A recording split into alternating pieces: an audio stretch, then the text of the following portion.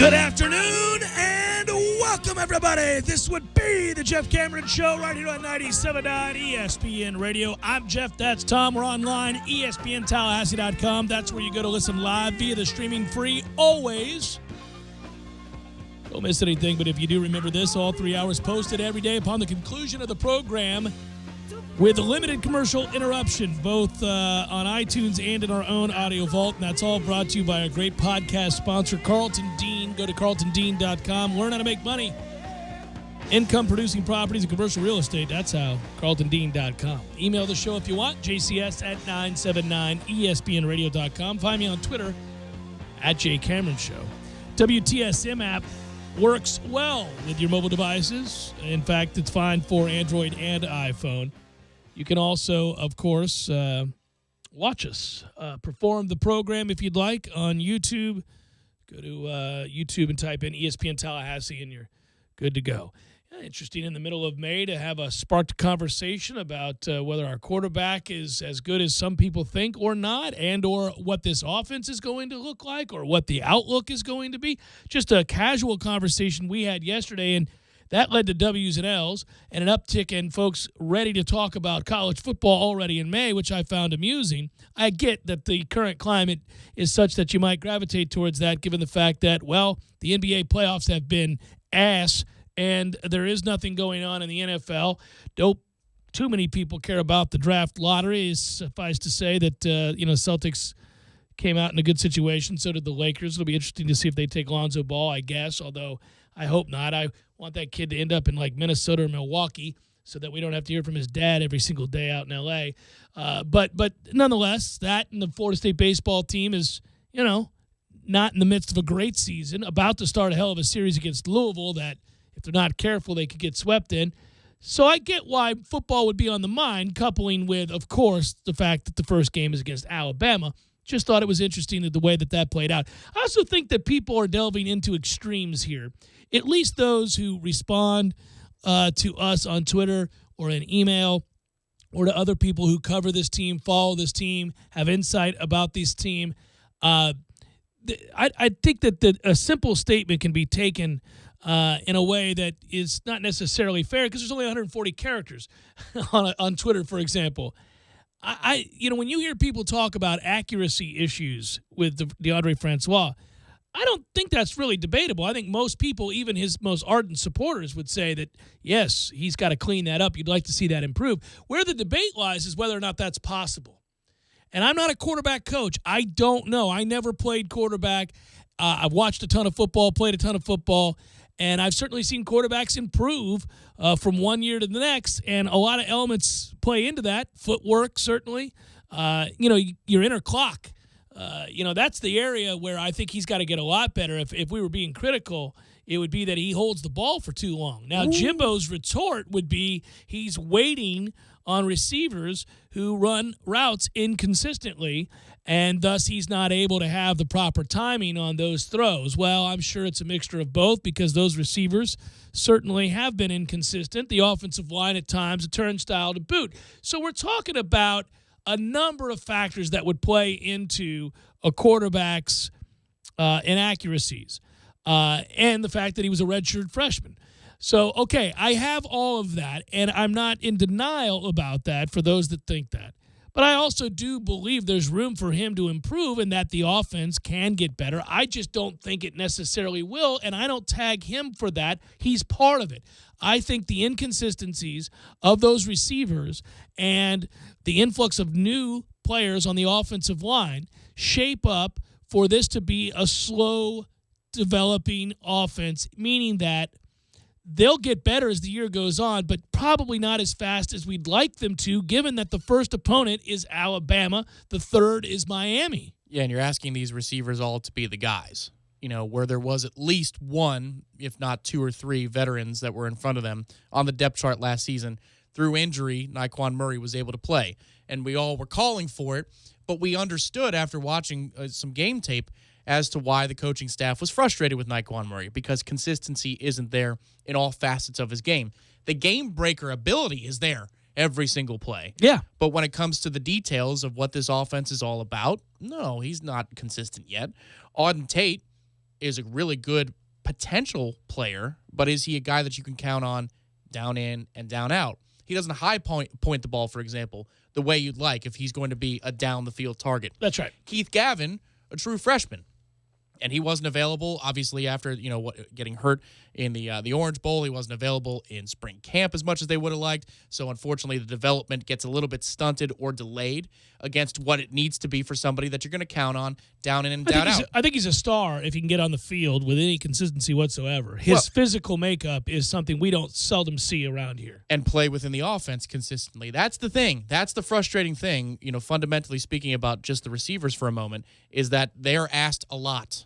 They're asked to do a lot, to think a lot, to process a lot in this offense. And to be precise. And if they don't, well, then the doghouse is quicker for a receiver in this offense than it is for any other position. Yeah, that's Jimbo's disposition, right? It infuriates him as a former quarterback to see receivers not be exact because it puts the quarterback in peril and it doesn't allow for the offense to operate at peak efficiency. And that drives him nuts. And occasionally, if we're going to be critical, I think he'll hold guys in said doghouse for way too long, especially when you juxtapose the skill set or the catch radius or the speed or things they could bring to the table if you could only learn to accept just a little bit of their imperfection. He's done so with running backs in the past, and there are times when we've said in his 7 years as head coach here, well, good God, what does that guy have to do to get on the field because he brings something else to the table, but not like he does with receivers.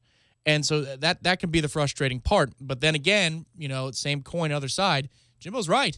You need these guys, these younger guys, less experienced guys who have unbelievable ability to be more consistent, because if DeAndre can't expect where you're going to be, then the problem of him holding the ball is going to be exacerbated into something even more. It's not as simple as pointing to a player and saying he is the problem. It's football, after all. Yeah. There are 11 on the field at the same time, and so many things must fall in the right pattern in order for the play to go off the way it needs to go off. It stands to reason that in May, these are the debates you have while you're awaiting football season to get here at a time in which there's a lull in sport. We're in the South. I can't exactly bring up the hockey playoffs. I get all of that. But that said, I also think, again, we take those things to the extreme. It doesn't mean that if you're critical of DeAndre Francois and his inability to get the ball out of his hand on time or with great accuracy the way that you would like, it also doesn't mean he can't play, doesn't mean he's not going to be a good college quarterback. And I think, by the way, that is his ceiling, is to be a good college quarterback. Not great, but is he better than many of the teams you're facing at that position? I think he certainly can be. And there's nobody I know, even those that are critical of him, that would question toughness. He's well respected in that locker room, and I think he can get better. And I think he'll need all of those other elements to happen. I need that offensive line to be better. I need those receivers to be better. I need Jimbo to call the game for him in a way that obviously allows for his strengths to be highlighted a little bit more frequently as opposed to square peg round holes at times. But those are all things that I think can happen. It's not sort of we're doomed. I said I think this offense is going to take longer than I'd like it to, and I'm a little worried that as we assess this team, that's going to be the area of my concern, that this is the area that will hold us back. I still believe that, despite saying that I think they can get better and these guys can do wondrous things, especially the big play ability of these wide receivers. There's no doubt. But you're basically talking about trusting. Okay, so what do we love? We love the tight ends. They're deep, they're strong, they're talented. So are we going to run bigger sets? Or are we going to be a team that runs the football? All right, I like that idea. How frequently has it worked that's what we've done with great success? Well, how much is that in our DNA? Right. With Coach Fisher at the helm. Right. So I'm all right with that. You play to your strengths. That's okay. I'm going to require of a freshman running back quite a few touches in this system if I'm looking for a big play guy. It isn't Jacques Patrick. So, again, we're relying on some new faces along the offensive line at running back. We're relying on some consistency from a group at wide receiver that is immensely talented but hasn't shown that they can do that. I think there's reason to question that, and it doesn't mean you're pessimistic or down. I said yesterday when we did W's and L's, I had us losing to Alabama and then winning the rest of our games. Now, admittedly, this is what happens in May. It's hard in a vacuum to see a way that Florida State in a given day is going to lose to, say, NC State or, if you want another game, let's say Miami. Two teams capable of beating Florida State, right? As we sit here in May, it doesn't seem likely. We play Miami here, we play NC State here. Doesn't seem likely, but things happen. Sure, and you even said yesterday that between those two games, the NC State one is more dangerous because you're coming off of the emotional high of Alabama, going down, coming back up again for the Miami rivalry game here at home in week 3. And then turning around and playing NC State and asking kids for the third time in 4 weeks to be sky high to face a very, very good defensive front that NC State will come in here with. I could see us going through the motions or being dinged or not being where we need to be from a intensity standpoint, and all of a sudden you're in the ball game in the fourth quarter. That's fine. I think the hard part here is there are several conversations going on at once, and it's hard to separate those conversations. One, yes, if you want to be critical of a player, what they can and cannot do, that's not necessarily the same conversation as how does it relate to the offensive success as a whole.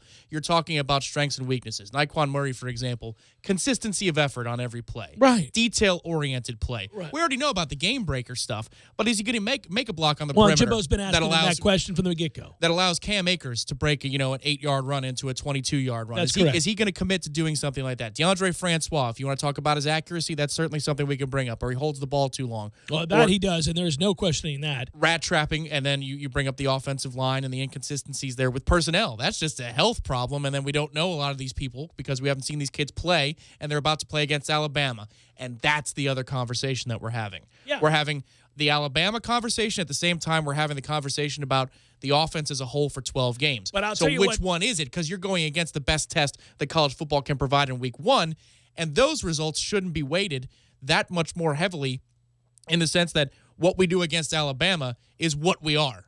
No, a lot of teams are worse off. In fact, every team that plays Alabama, save for Deshaun Watson's Clemson Tigers the last 2 championship games, are going to look a little bit worse than they would on a given weekend if they play anybody else in the country. So that's the hard part. Is it seems like people are having the now conversation for Alabama, the offensive conversation as a whole, what's it trending towards for the entire 2017 season, and there's a lot of crossfire and miscommunication going on. I also think the question and the concern is that who's going to play center for you? Is Josh Ball your left tackle? When you're talking about implementing new guys on the offensive line and you're facing Alabama, well, that's a daunting task. But it is for the year in general when you're making those kinds of shifts on the offensive line. Is Landon Dickerson going to come all the way back from the injury and be healthy and be as strong as we think he can be at that right guard spot? Can Cole Minshew stay healthy if he's the left guard? We go through the machinations here and we try to decide what that group is going to look like, and then that really, to me, stirs the pot. That's where the conversation shifts into a more disconcerting area where you go, man, you got a new left tackle, 2 guards you're not real sure about, and a center that we have been talking about for some time now is not being adequate.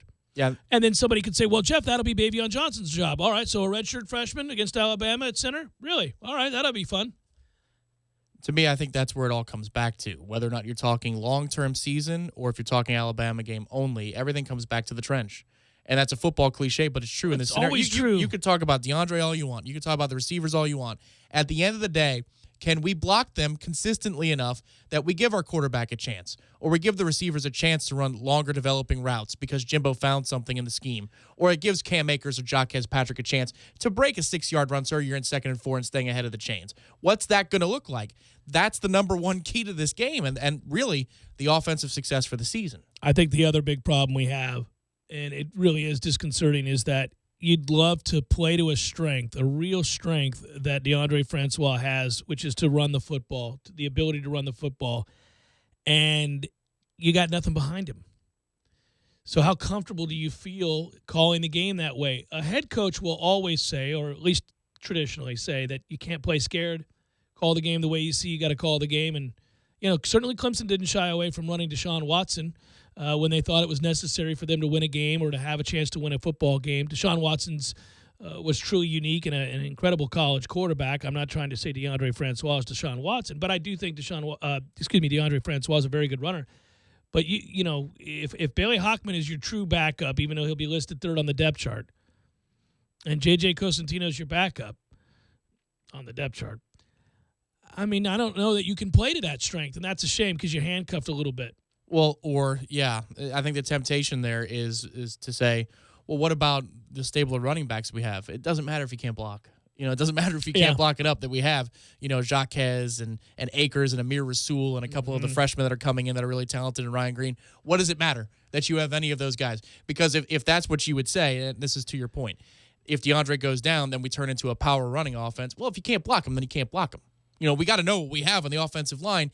And I remember when you did the exit interview with Ira out of spring camp, he said the hard part is the number one question we had was, what's this offensive line going to look like? Who are the five? And you can't answer any of that. And it doesn't mean that a Josh Ball, or if it is indeed Bavion, who made great strides in snapping and understanding what we're doing on offense, and he, by the way, is a very real talent. He could win that job, and then you have the size, the strength, the agility at the center position that you've been lacking since Stork left.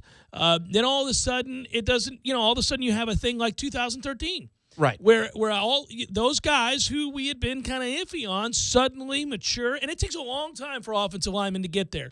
But it can happen, and once it gels and you realize in the requisite talent's there, it could be that they take the big leap forward that we haven't seen. So that's possible too. I want to throw that out there. I just think that when you are second-guessing, like I was yesterday, which kind of started this conversation, I'm looking big picture where this team is. Well, their strength, most assuredly, is on defense. I said yesterday I think they have the best player in the country on defense. Derwin James, every day you watch a highlight reel, there's another one today of that guy. We're here going, this is ridiculous. This guy can impact the game in ways that very few can in the country. He's got the size, the strength, the attitude, the smarts, the want to, the work ethic, everything. We know he's a top 5 pick if he's healthy. So he's an impact, game-changing guy. You got the depth on the defensive line that is really the envy of many teams, save for a few that have the kind of quality depth year in and year out that we all wish we could have. Alabama does traditionally. We've got that this year on the defensive line. A lot of talent there. You're talented off the edge. We've gotten a lot better at linebacker. I got more hope going into this season at that position than I've had in a while. Of course, our secondary is strong. So this will be the unquestioned strength of the team. That's why I said I'm worried about the offense. That, too, is relative. I mean, compared to our opponents, those weaknesses exist across the board, but we're hyper-focused on our team. I think here's the other thing. Once again, are you having the Alabama game discussion, or are you having the 12-game season discussion? Because for the Alabama game, absolutely the offense that's the sore thumb. The Alabama discussion is one that's, it hangs over your head throughout the summer now, this ominous. It's an exciting game, don't get me wrong, and I'm actually really happy we're playing in it. I think it's great publicity for Florida State. I think it can be used in a weird way, especially if you perform well as a recruiting tool. All these things, it'll be fun for us as fans and alumni to go to those games, and you always like those high-profile games, like the one we had in Dallas, like the one that we had against Ole Miss over in Orlando just last year. These are fun games, but when you're breaking in new offensive linemen, you don't want to face Alabama. Oh, and it could be, remember in the 2011 game, if you polled Florida State fans, if that offensive line was going to amount to anything, at halftime of the bowl game against Notre Dame, they would have said that none of these kids can play. We suck. This is over. And the comeback happened, and all of a sudden, and then those guys were the linchpins in the 2013 season. And remember, it was that none of them got hurt for any length of time. Stork missed a game. Yeah, health is important. They were healthy and they were ready to go. Now, yes, they were veteran by the time that they were there in 2013, and that's the hard part. You feel like you've got a lot of pieces, a lot of skill around them on offense that you wish if they just had a chance, that we would rather the growth take place instantly. We always would. But it's just, if you're having the Alabama-only discussion, then you say, I don't have high hopes. But you can still have high hopes for the same position, quarterback, offensive line, receivers, for the 12-game season. Well, and I also think just on the whole, and we'll move forward with this, my concern isn't, okay, so I've already chalked up a loss in my mind in the Alabama game. Doesn't mean we can't win, and would I be stunned if we did? No, if we do, it'll be because we play really well on defense and keep it a low-scoring game and find a way to win that. But let's say we lose it. The season is not lost. It's just an awful lot to ask that 3 of the first 4 weeks you're playing a team that can play on defense physically, and you have to also get up for 2 of those anyhow, big time emotionally. That's disconcerting. One thing I'd also like to know, can we make a 42-yard field goal? It's going to be kind of important in a game like Alabama. We don't need to lay more things on our plate here, man. Come on. feel like we've addressed the whole thing, the whole season. May 17th. Jeff Cameron Show, 97.9 ESPN Radio.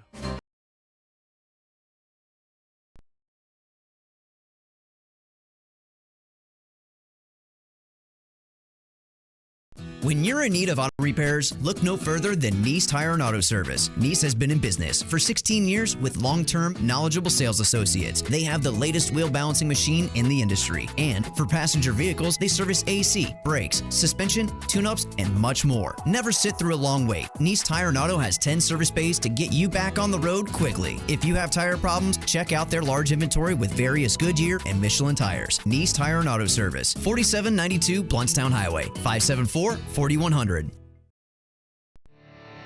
can tell a lot about a tractor by its warranty. That's why Mahindra makes the toughest tractors on earth. With steel, not plastic. Backed by the industry's best limited powertrain warranty, period. Not 5 years, not 6 years, but a full 7 years on select models. No wonder the other guys are green with envy. No money down, 0% interest, and no payments until July. Available at TNT Supercenter. I'm talking tough, like a state of mind. Tough, like a soldier on the front line. Tough when it gets rough, like my Ford truck, always enough. I'm talking tough. Franklin Spring Creek Ford, the place to find your next truck in southern Georgia. Hey y'all, we're Chris and Preston from Low Cash. Head to Franklin Spring Creek Ford and see them about all of your vehicle needs. Stop the wage garnishments, stop the collection calls, and stop the seizure of your tax refund. Give yourself a break. Stop the stress and see if we can help you reduce your student loan payments. One quick 10-minute call could solve them right now. So call the Student Loan Helpline now. 800-419-2201. 800-419-2201. 800-419-2201. That's 800-419-2201. This is a fee-based document preparation service to help you access free government programs. Call for complete details, not available in all states. Parker Brothers Roofing says don't play games with your roof. Protect your home and your family. The Parker Brothers tell you the truth. We'll fix your roof, 'cause it's what we do, with quality, integrity, and pride. Parker Brothers Roofing, professional every time. Stay safe and dry inside. Hey, this is Travis with Parker Brothers Roofing. No one besides us wants to hear that you need a new roof. It's one of the biggest home improvements you have to make, and Parker Brothers Roofing understands. We now offer financing for 0% over 60 months. Yes, that's 5 years. Call us today for 5 years interest-free financing on that new roof. 656-8112. That's 656-8112, or go to parkerbrothersroofing.net. Parker Brothers Roofing, professional every time. Stay safe and dry inside. License number CCC 049350. Chris Kraft for Kraft Nissan. Our lifetime warranty is a game changer for buying cars in Tallahassee and Thomasville. You already know it extends the factory powertrain for unlimited time and unlimited miles. But here are the facts. Kraft Nissan's lifetime warranty is backed by Great American Insurance Company, an A-rated company that was founded in 1872 with billions in assets. The same company that underwrites GM's GMPP and Ford's Gap Insurance. Kraft Nissan's lifetime warranty comes with every new Nissan we sell and most pre-owned vehicles that are 5 years old or newer with 50,000 miles or less. While Kraft Nissan's service department will certainly exceed your expectations and keep your records, you're not required to service with us. To maintain the warranty, you perform the manufacturer's recommended maintenance and keep your records. You can do that at any licensed repair shop in the U.S. or Canada. It's that easy. What's the catch? There are no catches, hidden fees, or gimmicks. Kraft Nissan provides the product as an added value to our customers for doing business with us. So when you're ready to buy from Kraft Nissan, the home of our original and the only real lifetime warranty at no charge. Kraft Nissan on Mahan Drive between Academy Sports and Costco. If you haven't stopped into Tallahassee's favorite hangout, the Fourth Quarter Bar and Grill on North Monroe Street, you're missing out. Hey, it's me, Courtney. Hey, it's me, Marissa. Last but not least, I'm Kim, and we're the girls from the Fourth Quarter. Okay, girls, there are lots of great nights to stop in at the Fourth Quarter, including Monday, where it's happy hour all day, including 2-for-1 Wells. There's Tuesday night trivia with Professor Jimmy, where you can win money. What other night should we stop by the Fourth Quarter? It's Kim again. Join me Saturday and Sunday mornings for Bubbles and Brunch from 7 to 2. $18.99, all you can drink mimosas and Bloody Marys, and it includes breakfast. Hey, Riss here. Come join me for lunch. We have over 20 lunch specials for just $7.50, and that includes a drink. I'm Courtney. Visit me on Monday nights when we have 2-for-1 Wells, calls, and domestic drafts all night. Don't miss out on the girls of the Fourth Quarter. Pick your favorite night and stop in. Say hi to the girls at 2033 North Monroe Street, the Fourth Quarter Bar and Grill, Tallahassee's favorite hangout. You're listening to The Jeff Cameron Show on 97.9 ESPN Radio.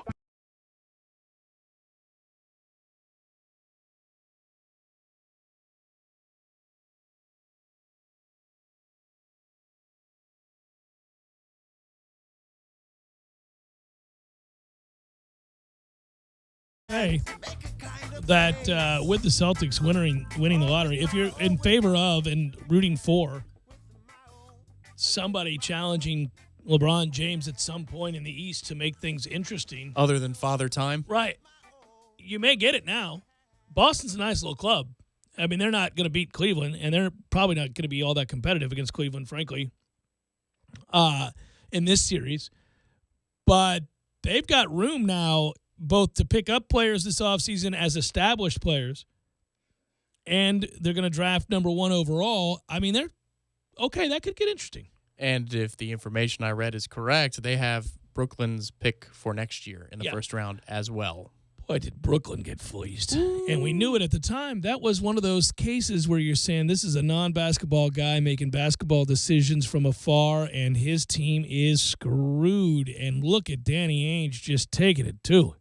But could you say no to Prokhorov? I mean, he was an arms dealer, perhaps. Maybe, you know? Perhaps. Yeah, no, I don't know that much could be said to him other than yes, sir. You will execute this trade. Yeah, okay, well, we're going to suck forevermore, and you just aided the Celtics' growth with the quickness, but all right. Here is my standard issue AK-47. I mean, what would you will execute this trade.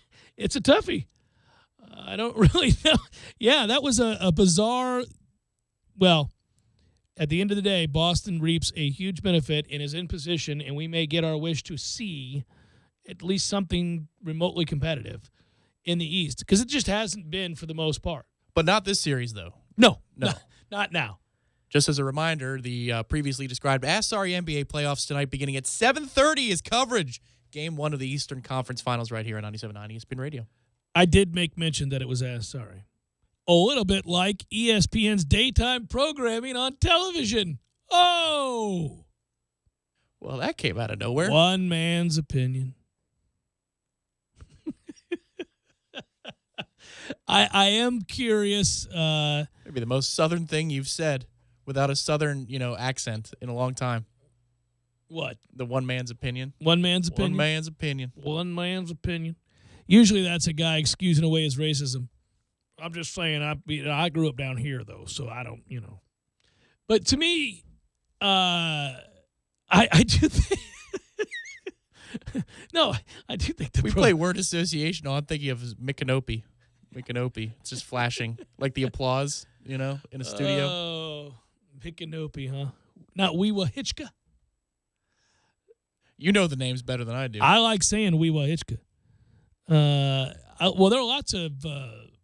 What I drove past on the way this past weekend out to Destin. You drive past Vernon. Like 10 miles to the west, you're Vernon. That's the one with the documentary? Vernon, Florida. You still haven't seen it? No, I've not seen it. Is it on Netflix? Yeah, I think it is. Seriously, you should watch it like tonight. Okay. Instead of the Sorry Eastern Conference Finals. Actually, there's more intrigue in the Cleveland-Boston series tonight than there is in that San Antonio series with Golden State romping as they are now in a series that has been so adversely affected by that pretty dirty play, pretty dirty closeout. I mean, that's a hard watch. That many points around the rim. I watched the first quarter, and that's all I could watch. I think you asked me yesterday, how much are you going to? I said the first 10 minutes. I stayed to the end of the first quarter when Steph had close to 20 points, and he hit 5 or 6 threes, and they shot 60% I think they shot 60% for the first half. I forget. It was staggering because they had 70 points at the break. I checked the halftime score. Hideous. Yeah. And just, again, revisiting, Pop's comments yesterday when he finally decided to let go and let loose, to me, the news must have been so bleak for him to explode like that. They must have heard that he's not going to be available for Game 3 or Game 4, even though it is 3 days from now, 4 days from now. He acted, yeah. Yeah, I think so. And if that's the case, then, because what if, just for, hypothetical's sake and entertainment value's sake, what if Leonard comes back and they win that game by 15 in Game 3? Then all of a sudden you feel like there is at least a chance that you have a series. But the way Pop was acting yesterday, when he decided not to take that road in the post-game press conference after Game 1 immediately, my thought is not only did he see the tape closely, but he already knew about Pachulia. That guy's got encyclopedic knowledge and memory of the game. That the news they got, the MRI results, whatever, they must have come back and said, not this time. He can't come back. Oh, I also just think that it could just be that he's a realist and knows that once they're down 2-0, they're not winning 4 out of 5 against Golden State to win the series. So that could just be as simple as, even if they get him back at full strength, there's no coming back here. You're down 2-0. This series is over. Your one shot was to win one of those games against Golden State at Oracle, and they had that game won until the cheap shot. I mean, I understand that Kevin Durant played on a different team from Golden State last year, but Kevin Durant blew a 3-1 lead, and so did Golden State last year. So maybe it's in their blood a little bit. Not with the team as currently constructed, I don't think. And I think he realizes that too. Hey, as an aside, this has been debated about off and on over the years, and I find it fascinating. It's something that was done for years, but largely ignored and or certainly not talked about openly, and that is the idea, because the draft lottery took place and this came up again. Do you purposely tank when you're a professional sports franchise and you're asking people to pay good money to come see your games? And once it's clear that you're not going to make it into the postseason, do you instruct your team to suck, to lose? Mark Cuban, said just that today. Once it became official that his Mavericks were not going to be part of the 2017 postseason, that became official in early April, Cuban's Mavs tanked. They tanked in the NBA style, losing 5 of 7 contests to finish the regular season with prospects in bad need of seasoning, playing their hearts out, sat Dirk Nowitzki, and didn't overwork the 39-year-old for more than 27 minutes in any given contest. And it's kind of interesting. They were manipulating where they would end up. Now I got to give credit where credit's due.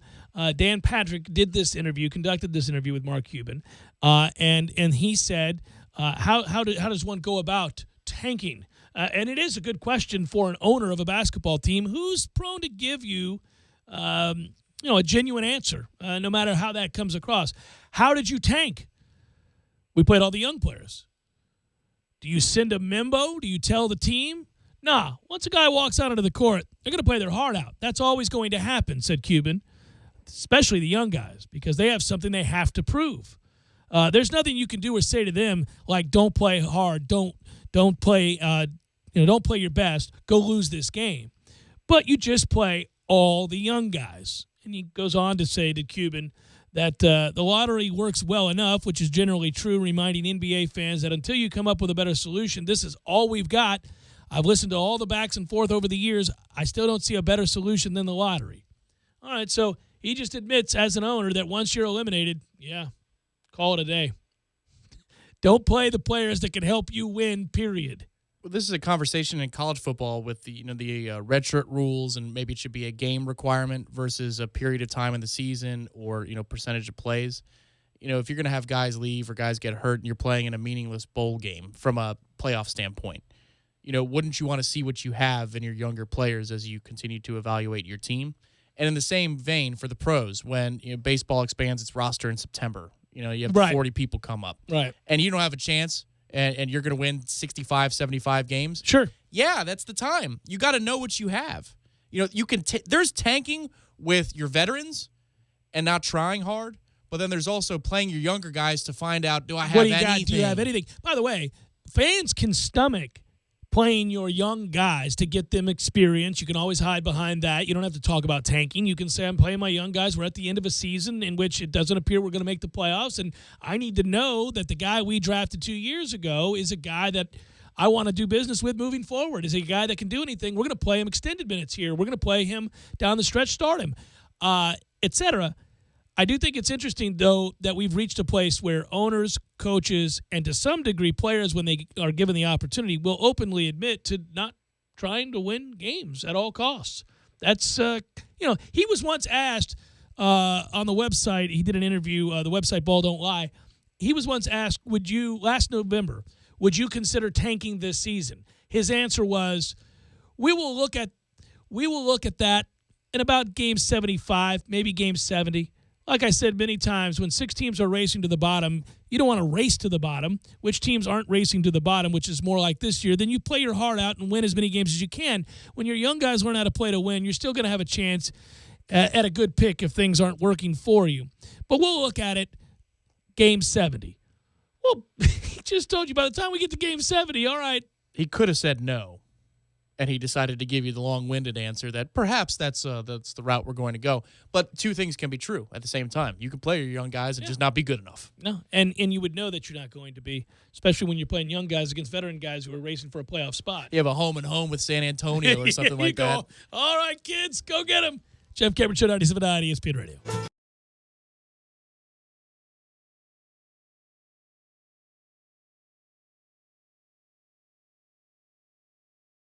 When you're in need of auto repairs, look no further than Nice Tire and Auto Service. Nice has been in business for 16 years with long-term, knowledgeable sales associates. They have the latest wheel balancing machine in the industry. And for passenger vehicles, they service AC, brakes, suspension, tune-ups, and much more. Never sit through a long wait. Nice Tire and Auto has 10 service bays to get you back on the road quickly. If you have tire problems, check out their large inventory with various Goodyear and Michelin tires. Nice Tire and Auto Service, 4792 Bluntstown Highway, 574-4100.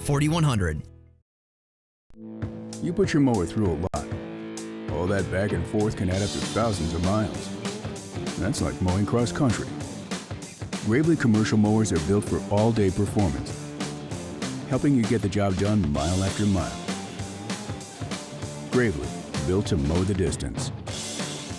Get your Gravely motor only at TNT Supercenter, your one-stop shop for work or play. 14585 Highway 19 South, Thomasville, Georgia. TNTSupercenter.com.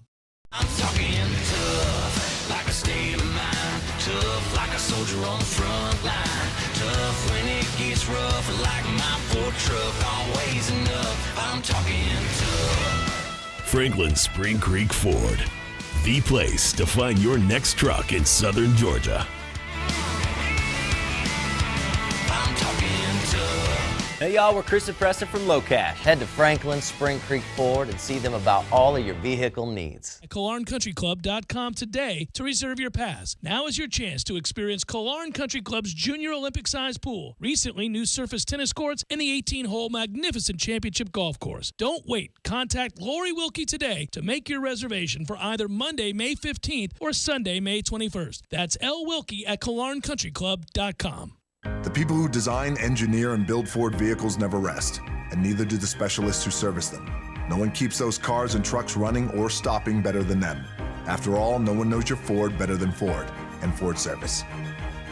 Now get a $50 rebate by mail on any Motorcraft brake service when you use the Ford Service credit card. Subject to credit approval, taxes extra, rebate by prepaid debit card. Pads or shoes on most vehicles, one axle exclusions apply. See your participating Ford dealer for rebate details through 6/30/17. When smart businesses need to grow their team, they do it on the site proven to deliver, Indeed.com. According to an independent study, Indeed delivers 5 times more hires than any other job site, more hires than the rest combined. And right now we're giving new users a $50 credit to post a sponsored job, boosting your listing and relevant search results. Claim your $50 credit at Indeed.com/credit. Indeed, the world's #1 job site. Terms, conditions, and quality standards apply.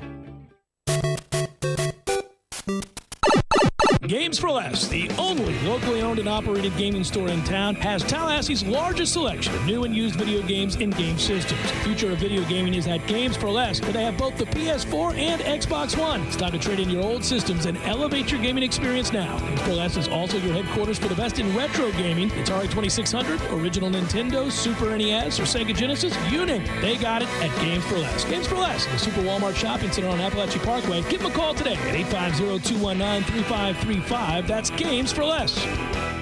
The City of Tallahassee Utilities reminds you that it'll be summertime before you know it, and summer's when we all benefit from positive environmental practices, like saving energy, water, and money. Because after all, it's all connected. When your home is energy efficient, you save money on your utility bill, but you also help the environment, because using less energy saves precious natural resources. Here are a few simple tips. Easy things you can do to use less energy. In the summertime, set your AC thermostat to 78 degrees, and even a little higher when you're away from home. You'll be amazed at the money you'll save. Close shades, drapes, and blinds during the day. It keeps the house a lot cooler. Choose the proper AC fan setting. Put it on auto, not on. Auto saves energy, on runs continuously, and that runs into money. And while you're at it, schedule a free energy audit with the City of Tallahassee Utilities to identify low-cost and no-cost ways to make your home more energy efficient. You'll save energy, water, and money, and you'll help the environment too, because after all, it's all connected. A message from the #1 public utility in America. Learn more at talgov.com/YOU. Hi, Chris Kraft for Kraft Nissan. Once again, all of you with stellar credit ratings, congratulations. And this message is not for you. All year I've been talking about our New For You program to assist good people with dings in their credit. And just last week, a friend of mine came into my office worried about his own credit rating. But thanks to our New For You program, you guessed it, he drove away in a brand new Nissan Altima. We are proud of the fact that we have helped hundreds of people that were previously limited shopping little used car lots where they overpaid, got huge finance charges, and had very few choices on cars to purchase. Some of those lots may actually hurt your credit more than they could ever help. So remember, credit score under 600? Come on in. Recent bankruptcy? Come on in. Recently divorced? Come on in. Think you have a financial problem we've never heard of? Come on in to Kraft Nissan. And come see the one dealer in Tallahassee that can really help you out. Come see the cars that everyone wants at the hottest dealer in town, Kraft Nissan. And remember, you don't see the Kraft tag on your car, you paid too much, way too much. Kraft Nissan on Mahan Drive between Academy Sports and Costco, or visit us on the web at craftnissan.com. We lead busy lives. That's why Superlube offers quick and convenient service with no appointment necessary at any of our 19 area locations. And remember, Superlube offers a free top-off service between oil changes, checking and topping off fluids, and tire pressure. But did you know that right now when you buy one wiper blade, you get one free, just in time for Tallahassee's rainy season? Superlube it every 3 months or 3,000 miles. How I love to Superlube my car, yes sir! Live from the Dale Earnhardt Jr. Buick GMC Cadillac Studios in the capital city of Tallahassee, this is the Jeff Cameron Show on 97.9 ESPN Radio.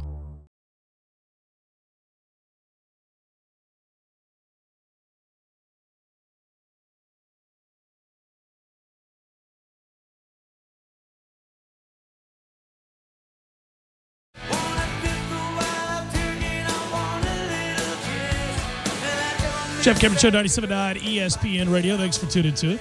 And a fine Balls McWednesday to you and yours. Should note that tonight, upon the conclusion of this here program, you'll get the front row. Should be good. If Tim Linnefeld's on it, it's going to be good. Well, he has the consistency that Jimbo Fisher wishes his football roster did. Those receivers had Tim Linnefeld's consistency. We wouldn't be worried about any of this. Those spring meetings got kicked off basically yesterday. We talked about some of what Jimbo Fisher had to say, which was a whole lot of nothing, really. But he did express some frustrations regarding the new recruiting calendar. He's been a proponent of an early signing period for college football for some time. He is not a fan of the one recently passed by the NCAA, which will allow prospects to sign on December 20th through the 22nd instead of waiting until the first Tuesday in February. Quote, I was never for that. I always wanted it earlier to take a lot of pressure off the kids and off the coaches. Okay. He believes this is a half measure. Yeah, and he talks about it comes at the wrong time, and you're opening up Pandora's box, and talked about how brutal it can be for assistants in between hitting the road for player evaluations, getting back to host official visits in the spring, summer, and fall. Fisher said it will lead to 8 months of wide-open recruiting, which he thinks is brutal. Well, it's also at a time when you're trying to prep for your bowl games, and maybe that might be, playing Alabama or playing somebody from the Pac-12 or an Ohio State team in the college football playoff, and, you're trying to prep for that, but you got to deal with the last 11th hour nonsense that kids go through when they're trying to put their signature on the line that is dotted. The addressing of targeting and other officiating concerns you knew would come up, and all of the coaches at this, at the ACC meetings, the spring meetings, talked about it. But I doubted that there would be any kind of change because I think it's the right idea. I've said that all along. As much as I've been critical of how that rule is executed and the way that officials call it differently, game to game, week to week, I guess you would say staff to staff, if you will, crew to crew, I should say. But I do think they would need to address this idea of having it carry over from a year ago and, affect the first game of the next year. That's just silly.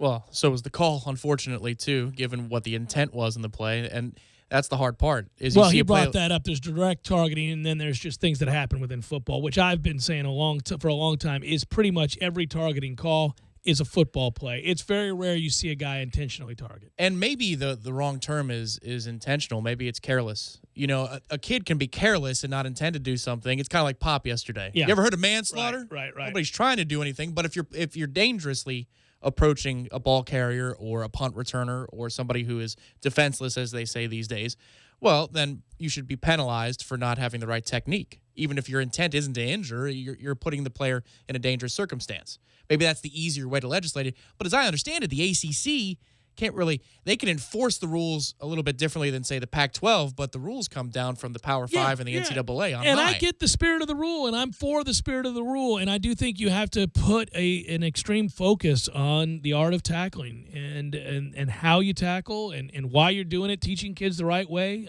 From an early age, we're trying to save the sport, right? A sport we all love, so we got to find a way to avoid these headshots. I mean, they're not completely avoidable ever, and if you play football, you're welcoming a level of risk that is involved, just as you are if you race cars or you're a slalom skier. I mean, there's risk involved in playing sports, but, can you minimize the extremes? And that's what they're trying to do. So I get the spirit of the rule. I just don't think they do a very good job of evaluating what is or is not intentional, and I think there should be a difference. I really do.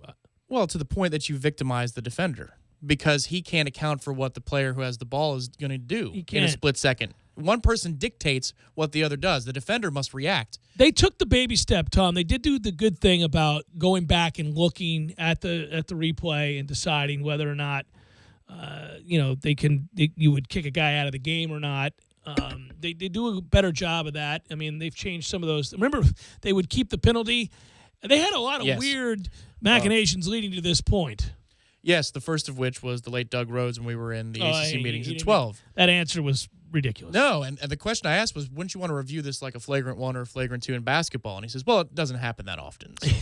And think about how often a targeting call is made on a given weekend when you're watching 4 or 5 important games. You see at least 1, more likely 2 or 3. Going back and looking at that Clemson play, I'm still think about how the season is different, and this is really a pointless exercise because it didn't happen. But the season is perceived differently. Clemson's not your national champion in all likelihood. Probably not. Probably they not. lost to Pitt. They probably would have beat Pitt after that, though, right? Because they played them later in the year. I think they were undefeated at the time. I'll double check that. Yeah, I have to go back and look at that. I can't remember. I think they played them in November. It was that November, It was the weird night that everybody lost, and isn't that the same night Michigan lost? To Iowa, yeah. Yeah, it's the same night. Yeah, they lost on the road at Iowa. Basically, everybody loses, and then all of a sudden it didn't matter that you lost because there were other losses all around you. Yeah, you might be right. But certainly the way we perceive the season changes, and you go back and think about that play and a couple of others, and you just it pisses you off. But that's football. I mean, we didn't do we didn't do enough to get stops. But it does happen after he's kicked out of the game. If we had to lose, I'm glad that Clemson got to play Ohio State and do what they did to Ohio State. That at least is some sort of consolation prize. Well, I know this, that oddly enough, and we don't play that game of waving the flag in all seriousness, right? But when the ACC has these 2 national championships over the last 4 years and derails the SEC and then has moments of significance like you talked about with a resounding victory over the likes of an Oklahoma or Ohio State, in the case of Clemson, providing those opportunities, right? Leading the way. It looks good. It certainly looks good. Oh, Clemson's been carrying its weight. Yes, there's no doubt. Oh, they're the current national champion. They've been more than carrying their weight. But I mean, ever since I'm just talking about, ever since the whitewashing in the Orange Bowl, you can go back to the of West LSU Virginia, game. Yeah. He's beaten Ohio State twice. He's beaten Oklahoma back-to-back years. He beat him because they played him the year before, and Cole Stout was the quarterback. Remember the bowl game? Cole Stout, and they beat him. Well, and he looked like freaking Joe Montana that evening. We were all thinking, who is this guy? And then they beat Ohio State. I believe that was the Orange Bowl. The year that we won the title. Clemson's on a wonderful run, and part of that is certainly good coaching, great recruiting, and the uptick in consistency there. Part of that is also having a game-changing quarterback. I know the exception is the one Cole Stout win against an average Oklahoma team that year, but yeah. Well, and then they beat the doors off of Georgia on that night at home. Remember the 2013 season? And then the next in line for the ass-kicking was Florida State when they came up there in the early portion of the season. And then Florida State actually turned that on its head. Turned the table and beat the hell out of them. By about the second quarter. If you also recall, thinking about these games and them carrying their weight, Clemson's a team that, barely gets by Auburn last year. And in retrospect, when we saw the way that Auburn's defense played for much of the season, you ended up really kind of looking back at that game differently and thinking, that's a pretty good win for the first game of the year. It's a pretty darn good win. It was. And yeah, it was odd that, an A&M and Auburn game in the first half of the year would be considered a defensive struggle. And A&M fell apart. But, the teams that we thought were going to need to score 60 to win 10 games out of 12, could hold you to 13 and still have a fighting chance. You would have never thought that in 2013, 2014. Here's what gets exciting to me, man. And moving forward, I really can't wait to watch the kind of, and we've talked about this before, it's been duly noted at other places, but the kind of defensive football we're going to see this year out of the ACC. And I love that style. It's not going to be nearly as fun, at least in terms of lighting up the scoreboard, but I like big hits. I like dominant defenses. We're equipped to play that way. We're equipped to play that way better than anybody else in the conference? Better than anybody in the conference. Better than most teams in the country. This is a year where Florida State's defense has a chance to be absolutely dominant, and I fully suspect that they will be. And if it has that physical signature to it, there's a feeling in the stands that's different than if you have a team that can drop 40 and play pretty good defense. Last time we had it was 2013. And we had it in 10, too, even though that defense fell apart. But they hit you. Every week there was a highlight reel hit and a clean one. But 2013, it's now 2017. I'm getting antsy. We haven't hit we haven't been dominant or nasty on defense in 4 years. It's time. I'm ready. That's what this team looks to be.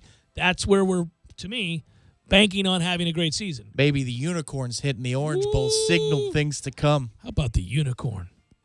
It was a fun play. Hour number 2, forthcoming. Stay tuned.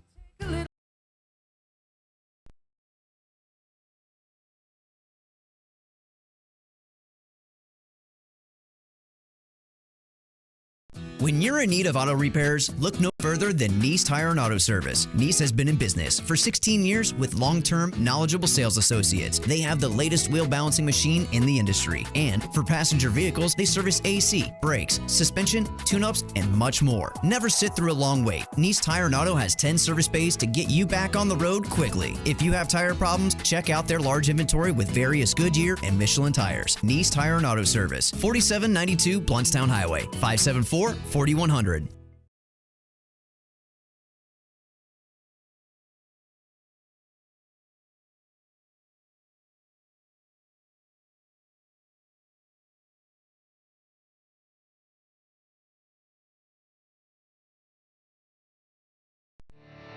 You can tell a lot about a tractor by its warranty. That's why Mahindra makes the toughest tractors on earth. With steel, not plastic. Backed by the industry's best limited powertrain warranty, period. Not 5 years, Not 6 years, but a full 7 years on select models. No wonder the other guys are green with envy. No money down, 0% interest, and no payments until July. Available at TNT Supercenter. I'm talking tough, like a state of mind. Tough, like a soldier on the front line. Tough when it gets rough, like my Ford truck, always enough. I'm talking tough. Franklin Spring Creek Ford, the place to find your next truck in southern Georgia. I'm talking tough. Hey y'all, we're Chris and Preston from Low Cash. Head to Franklin Spring Creek Ford and see them about all of your vehicle needs. Are dollarweed and clover creeping in? Mark's here to help with the #1 brand in the South, Scott's Turf Builder Bonus S Southern Weed and Feed. It has the right nutrients to green grass while killing weeds, all in one step. It's so easy it'll save your time and strengthen your grass. This is a Scott's Yard. Pick up Scott's Bonus S today. Oscar Mayer is making big changes, and hot dogs will never be the same again. We went back to the drawing board and the cutting board until we had a line of the world's best hot dogs. We got rid of the artificial preservatives in all of our meat and waved goodbye to byproducts in every single hot dog for every single one of you. And right now, the Wienermobile is driving across America to put a hot dog in every hand. So hashtag for the love of hot dogs and tell us why you deserve a visit. Oscar Mayer for the love of hot dogs. If you're struggling to pay or haven't been making your student loan payments, listen carefully to this urgent alert.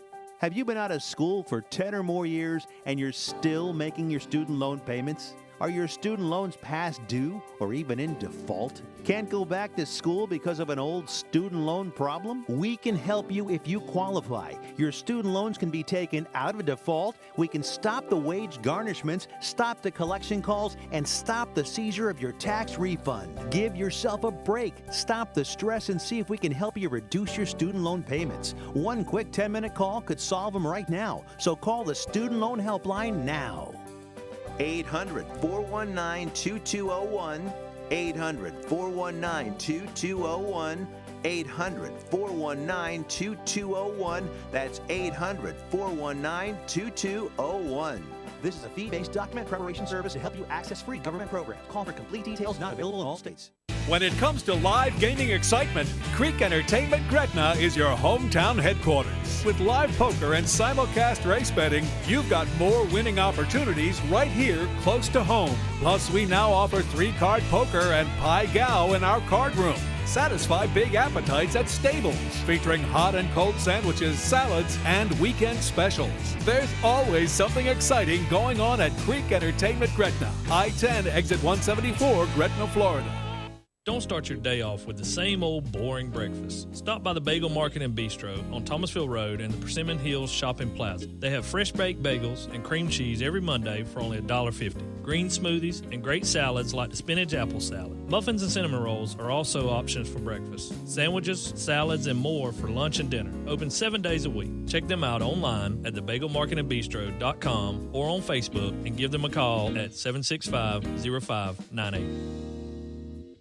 Broadcasting live from the Dale Earnhardt Jr. Buick GMC Cadillac Studios. This is 97.9 ESPN Radio, WTSM, Woodville, Thomasville, Tallahassee.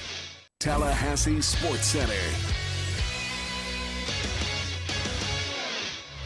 I'm Lee Gordon. The Boston Celtics are getting ready for the Eastern Conference Finals tonight against Cleveland. They're also getting ready for the NBA Draft. The Celtics have the #1 overall pick, thanks in part to their trade a couple years back with the Brooklyn Nets when they sent Kevin Garnett packing. The Celtics will pick #1 in a couple weeks. The Lakers will follow them at #2. NFL news, Colin Kaepernick is still without a team. Reports from many publications are saying the Seattle Seahawks could be his next landing spot. Have you ever heard of Nico Marley? He is an undrafted linebacker out of Tulane. You probably have heard the name because he is the grandson of Bob Marley. Nico has signed on with the Washington Redskins. NHL last night, Nashville over Anaheim 2-1. They now lead that series 2-1. And tonight at 8 o'clock Eastern, it's Pittsburgh against Ottawa. That series is tied at 1 game apiece.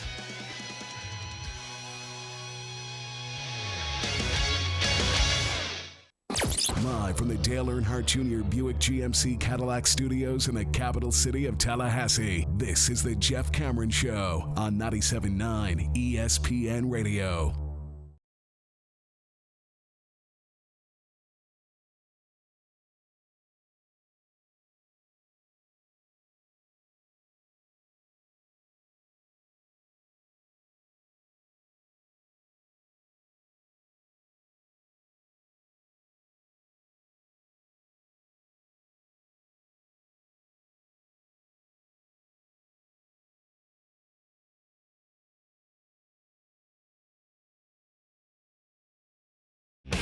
Hour number 2, Jeff Cameron Show, 97.9 ESPN Radio. Thanks for tuning to it. Happy Balls McWednesday.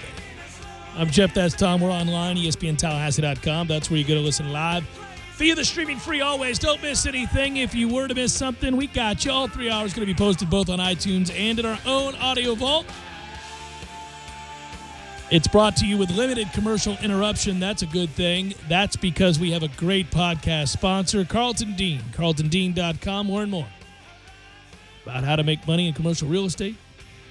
CarltonDean.com. Email the show if you want, jcs at 979ESPNradio.com. Find me on Twitter at JCameronShow, WTSM app, good for your mobile devices. And the show can be watched on YouTube. As we perform it live, go to ESPN Tallahassee once on YouTube, and you're good to go. Kind of funny point that was made that I've echoed in frustration. I was listening, I don't know what I was listening to this morning, while getting ready to come into the office, but somebody made the point that Golden State has played 2 series in 3 years against teams that were healthy, against teams at full strength. They don't play anybody who's ever healthy. And it's not their fault, but when that happens, you kind of go, well, this is ridiculous. You get angry, but it bothers you. Unless it's your team. Remember Florida State basketball to begin ACC season this year? Every team we faced was missing not just a player, but usually a pretty key component to what they do. Yeah. And then Duke was even missing Coach K. Well, that I didn't care about because they had McDonald's All-Americans left and right. But it matters. But it does matter when your low post presence is not there. Yeah, that changes the game a little bit. I tend to agree. Hey, so I almost brought it up on yesterday's show, and you would have smacked me because it's not sports related in any way. Not that would have caused you to smack me because we do that often. Mm-hmm. But I really spent the better part of a day not knowing what was going on. The kids, they're crazy, and I tend to ignore them until it just gets the best of me. Did you know what a romper was? I now do because I know they're offering it for dudes. All right, so you didn't know either, but yesterday on my Twitter timeline during the show, apparently this became sort of a thing, and all of these guys, sports people, were talking about rompers. I don't know what a romper is. I thought it might be some code for sex. So I thought, oh, well, I'm not going to look that up. I don't need to know, if I type that in, that could end up being a thing. Sure, and it certainly sounds like something a British guy would say. Right. I just came from a rumpa. Yeah, I'm going to have a good rump. Yeah, so I thought maybe that's what was going on there. And so I thought, well, the kids, they've gone to, because for a while I got to be careful. But they have the apps, And, not just that, they would call sexual relations smashing or something like that. That is correct. Right. So I'm 45 years old, married with 2 kids. I know I don't know the lingo. I don't even kid myself with that. But it took me probably a better part of a year to know that's what they were referring to. That's how old I am. I was like, oh, they're talking about that. I thought they were all just going to Gordo's and getting hammered. Smashed, right. I literally had no idea what they were talking about. And so I thought that was this because it just came up on my timeline during the break again. And they were talking about if your lady friend has the same romper that you do. I was like, why? Why is this a topic? What is going on? I had no idea. And then now I know it's an outfit that women wear that I guess are being made for men. Yeah, it's kind of like a onesie as far as I can tell. Remember when you saw Cam and he was at either Coachella or maybe it was the one down in Miami, and you said, what is Cam Newton doing? Was he wearing a romper? I think that was something akin to a romper. Well, Cam will wear ridiculous things. I mean, he's not afraid to go all in on the effeminate and just and that's fine, but it also looks ridiculous. Just like the outfit itself isn't. Well, that's what so you haven't looked up the romper for men yet? No, I just now know that it's a clothing item that women wear. I didn't know what it was, and I didn't look it up. Well, I was wondering last night. My wife didn't know what a romper was. She was like, I don't know what a romper is. I was like, oh. Good. No, but I guess she didn't know that was called a romper because she has a romper. Yeah, I mean, most women have a romper, right? I mean, they have terminology for their, I don't accessories. know and I never think clothes. about it, but I didn't know what it was, and I thought about looking it up last night. I had my laptop with me, and then I was like, oh, probably don't need to type that in. Next thing I know, You probably still could, yeah. Yeah. And so then I didn't do it, and then just now I figured out because somebody posted a picture of a dude in a romper, and I didn't know really what it was. I'm like, oh, that's a romper. I'm not certain I should be typing men's romper into Google. But yeah, I mean, what is a romper? Oh, well, Jeff. It's for the frat boys on steroids, though, too, because it's got the short shorts to go. Yeah. Oh, man. Mm-hmm. It's always the frat guys that ruin everything in life. I'm not sure that they would subscribe to wearing it right now because I don't know. I bet they do. That's probably where it started. The short shorts came back because of frat guys. Mm-hmm. They can't help themselves. It's like I'm seeing my dad all over campus going, hey. Well, with the boat shoes and then the short shorts. Short shorts, boat shoes, tank tops made a comeback because of frat people. Thankfully, that wasn't my dad. Well, that would be something. Oh. Your dad in short shorts, tank tops, boat shoes. Let's go to Publix. Tom, get a hold of your father. This is ridiculous. Got to get to the deli. All right. So I just was curious a little bit about a romper. You wouldn't have typed it in? No, it came across my feed too, but there was an image. So that's how I knew. Do we win 2 out of 3 against Louisville starting tomorrow? What? No. I've been so pessimistic, and I'm assuming the worst, and yet I sit here. They had their story today, right? And it's one story on Seminoles.com was, Holton is thriving. The next story was big series against Louisville, Florida State baseball embracing the challenge. Well, I mean, these are all things you say when you haven't been very good. You try to find any little thing. They've been at home for 3 weeks. They're going on the road. It's an extended stay on the road. They're going to Louisville, Kentucky. They'll close out the regular season there. And then from there, you have the Atlantic Coast Conference Tournament, and they stay there in Kentucky. And the tournament starts on May the 23rd. And if FSU were to reach the conference championship game, they will have spent 11 days in Louisville. That is about 10 days too many, in my estimation. And Coach Martin said, it's not going to hurt us to go on the road. We've had plenty of darn good games on the road this year. It's nice for our guys to go to another part of the country, line up, see what happens, etc. Well, that's also a way of saying we don't beat anybody who's any good when we're at home, so what's the difference? Maybe you could get 2 days out of Louisville. I mean, you could do the Bourbon Trail one day and then... I think you can. I went to Louisville 20-something years ago, and I was not impressed in any way, shape, or form. It was a dirty, ugly city, and I thought this place sucks, and I kept driving. But these are dirty people. But then I have known several people in that time since then that have moved there, lived there, had some experiences in Louisville, and they say it's come along nicely. So good. Good for them.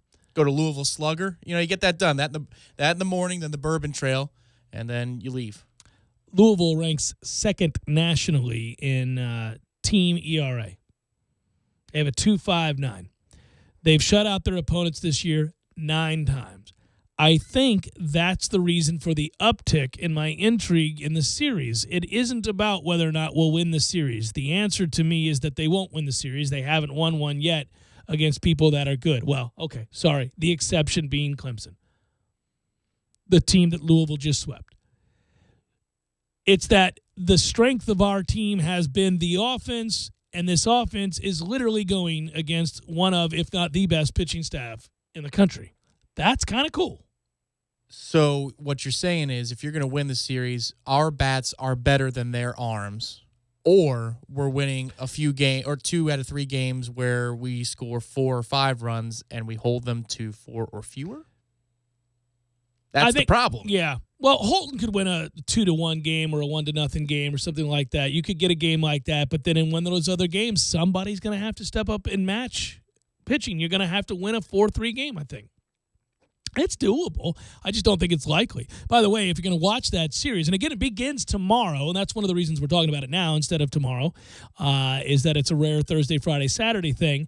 But they have a two-way star. His name is Brendan McKay. If you have not seen him play, it is worth your time. He's 8-3 as a pitcher with a 1.80. He's also slash line as a hitter, 372, 488, 703. Woo. Two-way player who's really good at both. Not like marginally good at one thing, elite at another. Elite. A lot of people believe he's the number one pick in the draft, Tom. So he's opting close to 1,200? Yes. A lot of people believe he's the number one pick in the draft, like I said. And if you look at their roster, they're talented across. Martin said this about that. I don't think they have weaknesses. It's great starting pitching. They've got experience. They do have power. They're a team that is probably enjoying the best year of any team in the last 20 years. I just don't know if anybody that has done what they've done this year, 46-7. 46-7 is throwing it on the table. And this is a good conference. This is a good conference. And look at that record against this conference. That is sheer ownership. So do we take 2 out of 3 starting tomorrow through Saturday? You got to feel like we do. You could tell I asked the question for that reason, right? Because it would maybe be like them to do something asinine to bring you back in. If they do, should I go get Godfather 3 for Monday? Yeah, just when you think you're out. I don't know. The Noles, if you read the positive spin on things, you would note that they lost 2 one-run games to Wake Forest. Prior to that, they had won 5 straight. Wake Forest has the best offensive club in the ACC, and they held them to a grand total of 14 runs over a 3-game series. So really, it was just a one bad game, the 10-9 game. And you could argue then that Florida State was still playing much better than they had for much of this year. They are hitting. Holton has hit his stride. He's also out, hitting in the lineup. I mean, hitting. So a little two-way of our own going on here. And again, if we were playing a team that could really mash, I'd have great concerns because we haven't shown a depth of pitching. But that's not their strength. Their strength is to dominate you from the mound, and we can hit. So, normally I bet on great pitching over great hitting. I would probably be inclined to do that here, but it is college, it's not pro. In the pros, I always bet on pitching. It's a possibility, but yes, they've amassed that 46-7 record against the ACC's best. So that's the thing. How good are their arms? Well, their arms are good enough to shut down just about every conference opponent they've faced, and they've only lost twice at home this year as well. And that matters, especially if they're going to be doing, Louisville invests in that program as a city, investing in the collegiate program the way that Tallahassee does for Florida State, except that they're a bigger city. And it almost feels like Louisville should have in one of the major 4 sports some kind of team, but they have the college programs. They have football and basketball that they love, obviously, and football they're loving more and more. And this baseball program that's been kicking ass ever since they got to the ACC. I got plenty more to say about Louisville. This is an overriding situation that we're going to have to deal with. And this is – I sound like a mobster. We got something we got to deal with. I want you to come in here. Let's have a talk. If I'm the AD, though, it's a talk that needs to be had. As for Martin, you don't know what's going to happen.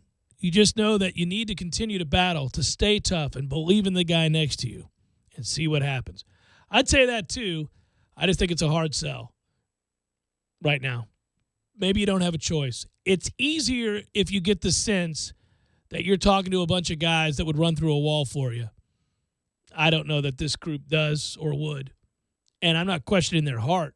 It's just that we haven't seen that this has been the closest knit group in the world. That you would, that would engender sort of that feeling. I don't get that sense. That's why some of the other teams that weren't as good, they play their ass off, And again, it's like saying that this team quits. It's not the right way to phrase it. But you knew a team that was playing above its head, and it had that lovable little thing about it. I don't know that this team has that lovable characteristic. I find myself wanting to believe so bad because we're getting so close to June, and every year this is the time of the year where you start to really hyper-focus in on, is this the time? Do they go back? And logic keeps telling me no, but I want to believe so bad.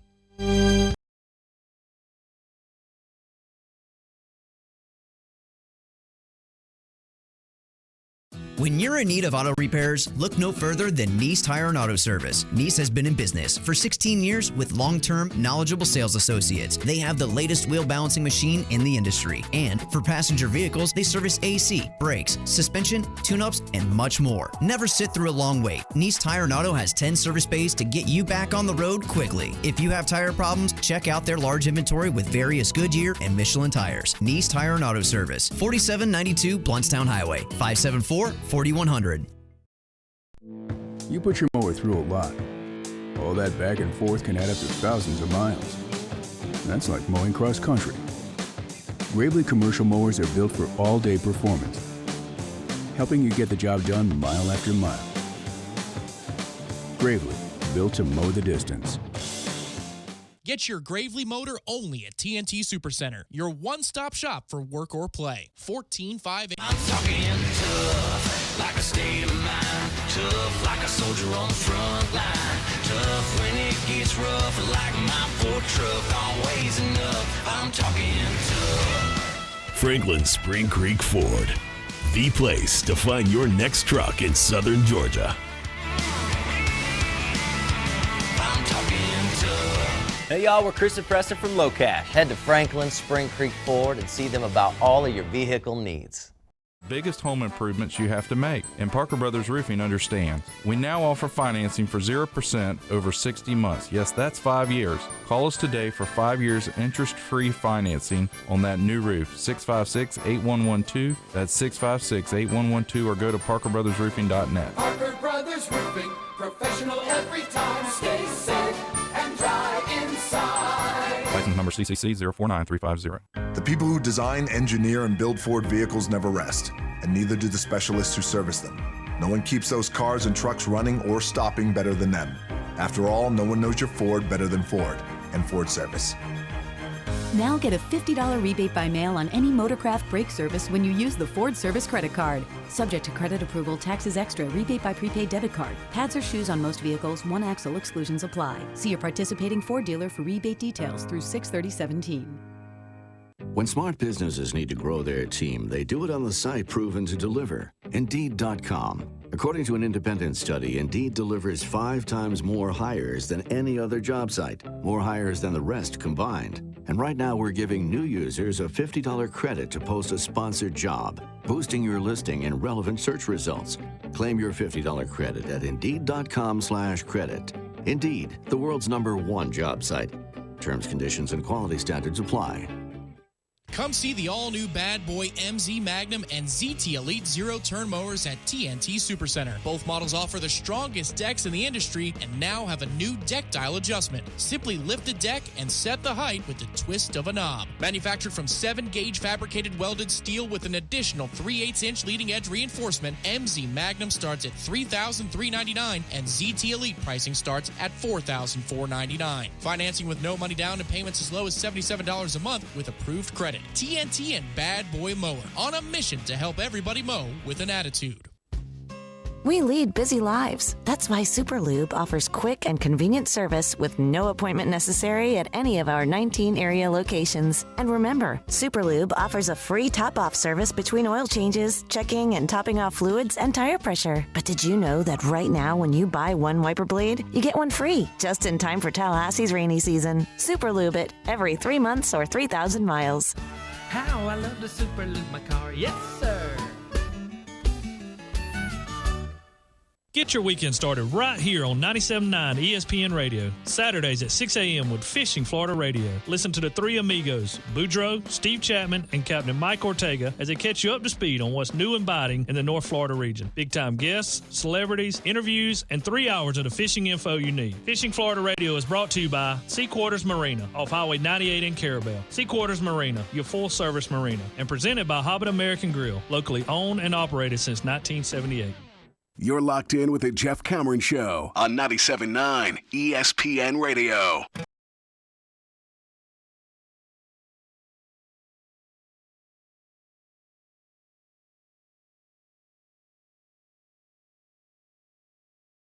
It would likely be exceedingly depressing.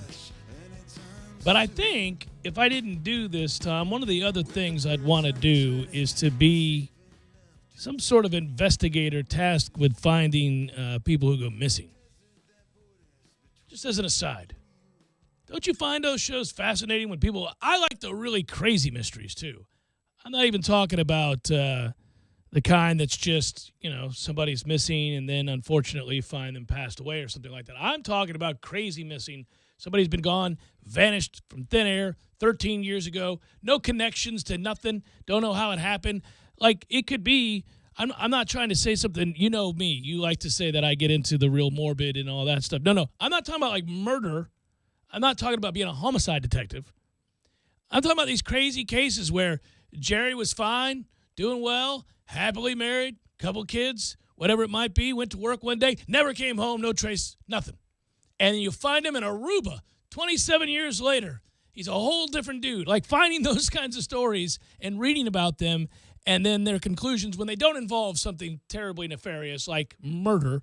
I like that stuff. Yeah, his name is Chad now. It's not Jerry It's anymore. not Jerry, it's Chad. Not Jerry at all. Yeah, that's probably something that would happen more often, I don't know, in the 50s through, say, the 80s. You could live around the corner, nobody would know. Yeah. You could just say you're going to the store to get milk. Peace out, bitch. Never see him again. Yeah, it's terrible. But that happened all the time. I needed a reboot. Yeah. Everybody's got a hungry heart. There it is. Got a wife and kids in Baltimore, Jack. I went out for a ride, never came back. That's the song. That's the whole thing. And it did used to happen because it could happen. You could stay in the same state, never see those people again. Not anymore. So it's really rare. Yeah, and your ex-wife goes on her honeymoon, yes, to Aruba. And there you are. You're slinging her pina coladas. Yeah. I almost coughed. I started laughing thinking about that. Jerry! It's Chad. No, it's Jerry! No, it's not. It's Chad. It's Chad. It's your always pina been colada, Chad. ma'am. Yeah. They're staring at each other. You home Please, wrecker. Don't do this. I mean, ma'am. Don't do this. Well, anyhow, that has nothing to do with nothing. I just like those stories. I'm obsessed with them. I read about them. Police end up finding these people 28 years after the fact. They've radically altered their appearance, changed who they are. And sometimes it's over nothing. It's just craziness. I caught the one guy. Now, this one did involve murder, and I did go down, sliding down that. I did. But this one, no, this guy killed his ex-wife, and, the circumstances were shady, but they couldn't pin it on him. They were pretty sure he did it, but they weren't entirely sure, so they didn't file charges. And the technology and the advancement in that science, in that field, wasn't where it was now, or is now.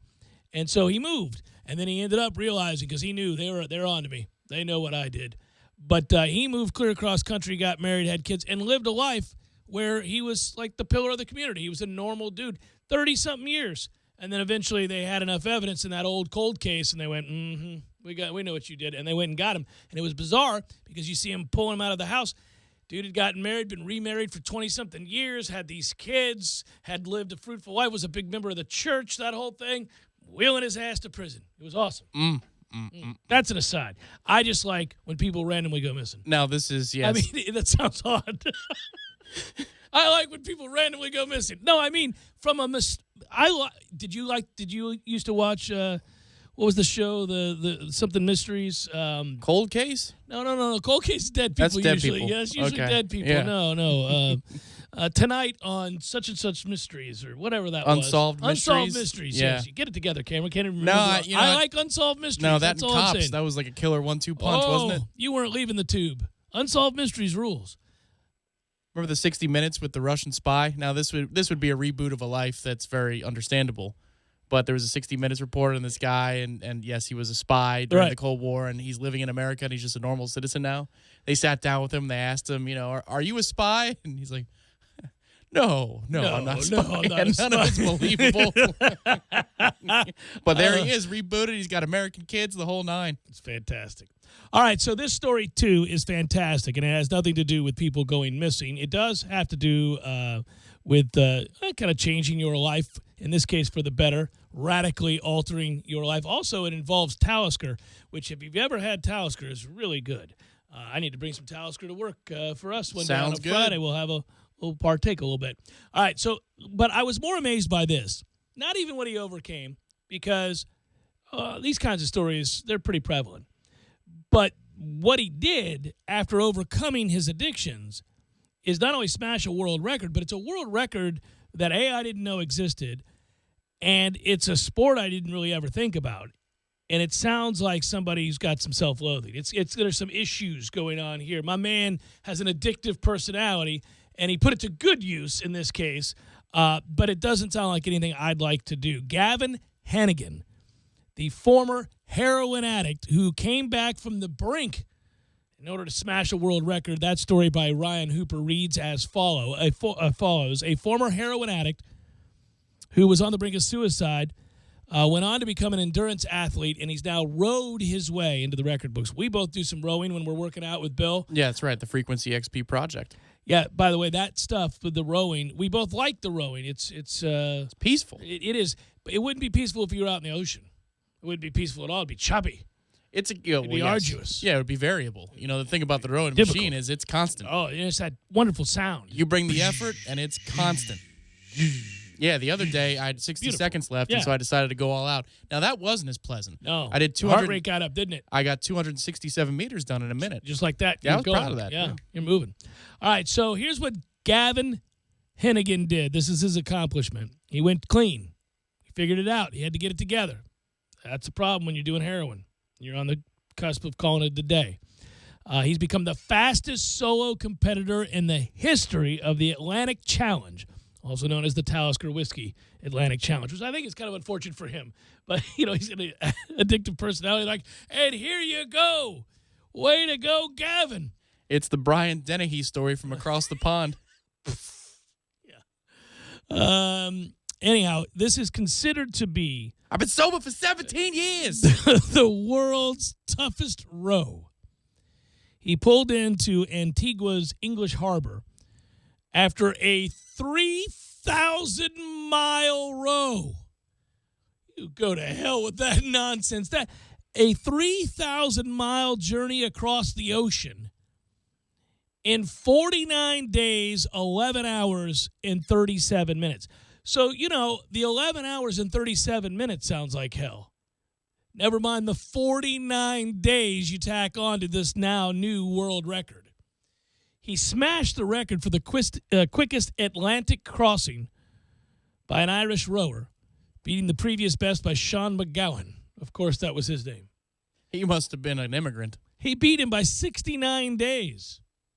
This latest row is shattered, to say the least. He went from Galway. I've been to Galway. It is a wondrous place, and I would imagine that temptation ran aplenty in Galway. I told you that's where my wife got thrown up on. No, you've never told that story. Well, here, a quick aside. We were in Galway. Really? Yeah. This happened to her? Oh, yeah, it was awesome. It was, awesome in retrospect. I can't wait to ask her about this. You're going to bring back dark memories. I don't know if she can handle it. She's blocked it out. And it's really unlucky on her part. I've got a perfect segue because my girlfriend's got gallbladder issues. Sometimes it makes her sick in the morning.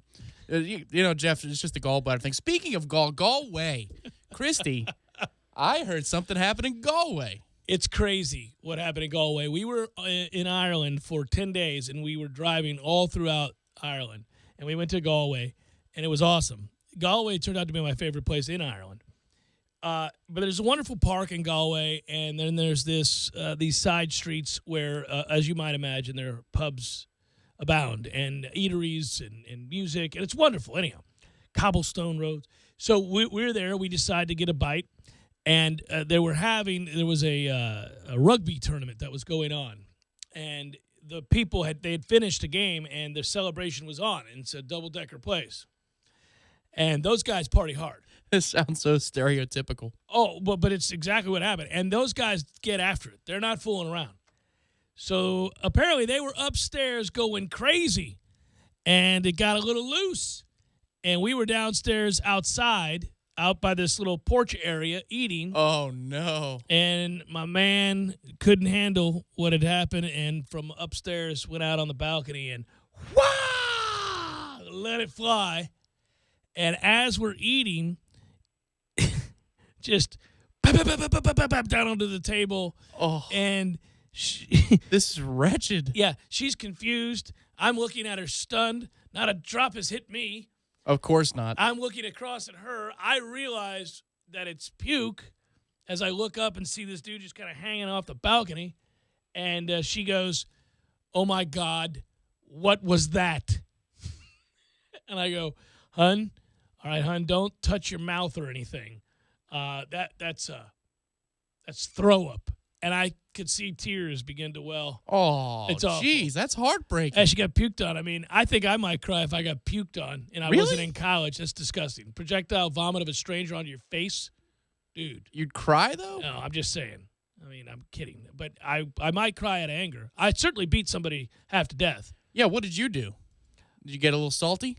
No, I sat there stunned, I think, and then I called the waiter over and said, "We're going to need towels and a lot of free food," and he agreed. And so we got a bunch of towels and water, and they walked her to the back and cleaned her up, and we could have stayed there all night. We ate and drank for free the rest of the time, but I don't think she felt much like eating, and she started pounding wine, I think it was. Oh, really? So she could, in turn, start the process over for some poor soul as she walked up to the second deck. She got more couth. Did they toss the rugby player? They tossed that entire group, yeah. They did? They had gotten a little unruly. So, anyhow. How's the cuisine over there? Is it as... No, not great. Yeah, No, okay. no. So that lives up to the Not billing, what too. they're known for. No, it's not terrible. You get by. It's not very Do they good. have an American-themed restaurant over there where you can grab American fare? No, I mean, I'm sure they do. I never do that. I don't want to do that. I want to experience, the Really? culture and all that. Yeah, I'm not. Even the food? Yeah, I mean, it's not terrible. You can get normal food. I mean, I don't, But fish and chips is available in every pub. It is, which isn't bad.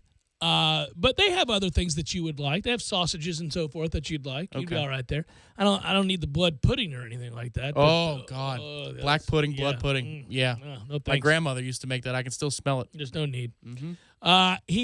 Okay, so 49 days, 11 hours, 37 minutes. Think about this. The old record by Sean McGowan was 69 days. From Galway, he fought through mental and physical challenges during the crossing, you think, which began on December 14th in the Canary Islands to come in third ahead of a fleet of 2, 3, and 4-person teams. As he arrived to a hero's welcome in the Caribbean, Mr. Hennigan said, "It's pretty tough those last few days holding off that team behind me. I was rowing nonstop, but I was determined to finish third." So he's beating teams.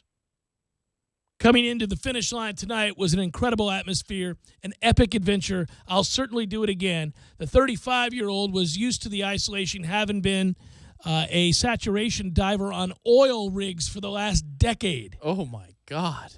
The mental challenge was an altogether different battle to the anguish he suffered while addicted to hard drugs in London in the early 2000s. He said he turned to heroin after struggling to admit that he was gay. After fighting back from the brink of suicide, the Irishman channeled his energies into clean living only and endurance challenges, which have now seen him travel the globe in pursuit of his next thrill. Speaking to the press on the eve of the Talisker Whiskey Atlantic Challenge, Mr. Hennigan said, "I had a lot of personal struggles. I feel like having come back from the brink, the dark place in my mind, I don't feel like something like this challenge could ever faze me too much. It's just a lot of fun." What in the world? There's so much to unpack there. This dude. See, he has an identity crisis. He turns to heroin. So he's gay, living in London, struggling to admit to himself and to others that he is gay.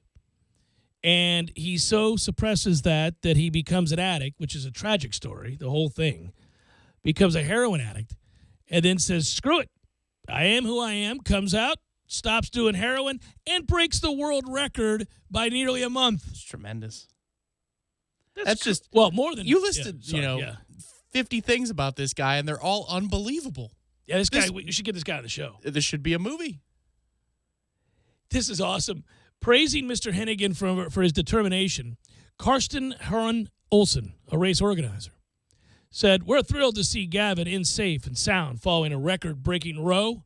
From the start, Gavin has been one of the more organized participants in the race." That's what comes to mind? His orderly fashion in which he rows 3,000 miles? Well, that doesn't go there. This could upset me in my row. 49 days worth of rowing, and we got a pencil out of place. Do you want to know the power of addiction? this is one example in life outside of the addictive problem that shows you how powerful it is. Because he says he's going to do it again. Of course he's going to do it again. And I'll bet he does it again after that. That's better than, doing heroin and being on the brink of death in your 30s. The power of the mind, there it is. That's crazy. He makes it as the fastest solo racer in a 3-decade history of the race, and he is just blowing people away. He also did it for Cancer Care West, which is great, raised a lot of money for them. And the overall race winners, these are teams. So they were teams of 4. My man's like, no, I don't need help. I don't want it. I don't care if you use performance-enhancing drugs. Oh, no. When you break a record by, like I said, nearly a month? It was 20-something days? Shattering records? Days! How slow was the poor bastard that had that record before? That's the slowest rower in the history of humankind. I think he took a barrel of Talisker with him on the journey. That guy was in no hurry to set some sort of personal record. Yo-ho, yo-ho. Yeah, I'm looking at this. So this guy beat it by 20 days, so nearly a month. I was right. He beat the guy who had set the record not all that long ago by 20 days. This Sean McGowan guy is going to become an addict. I mean, he's the slowest damn competitor in the history of rowing. I know it's a world record, and I'm not saying I could do it, but when somebody beats your record by 20 days, sweet Jesus. What's that equal to in, like, the 100 meters? Like, you take a step off the finish line and my man's done with the race? What are we doing? It's like that commercial with the cheetah, and the guy runs by the cheetah. Yeah. 20 days? Hey, Sean, you'll never guess. Gavin broke your record. Oh, I'm so happy for him. Is that the poor chap that was suffering from an identity crisis and then later heroin addiction? Brought on by that identity crisis? Yeah. What did he do? Oh, he beat your record by 20 days. Yeah, screw him.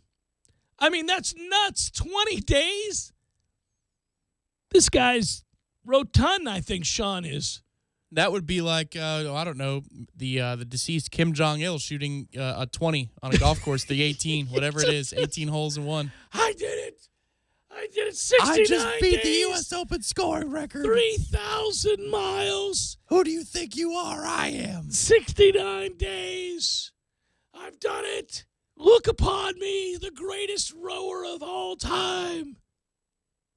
Yeah, your record's been broken by 20 days, 11 hours, and 37 minutes. Hell, he almost got you by 21 days. Sweet Jesus. Slow ass. Do you think people walk past Sean McGowan going, I mean, it is an amazing journey that you completed very slowly. It's the Jeff Cameron Show, 97.9 ESPN Radio.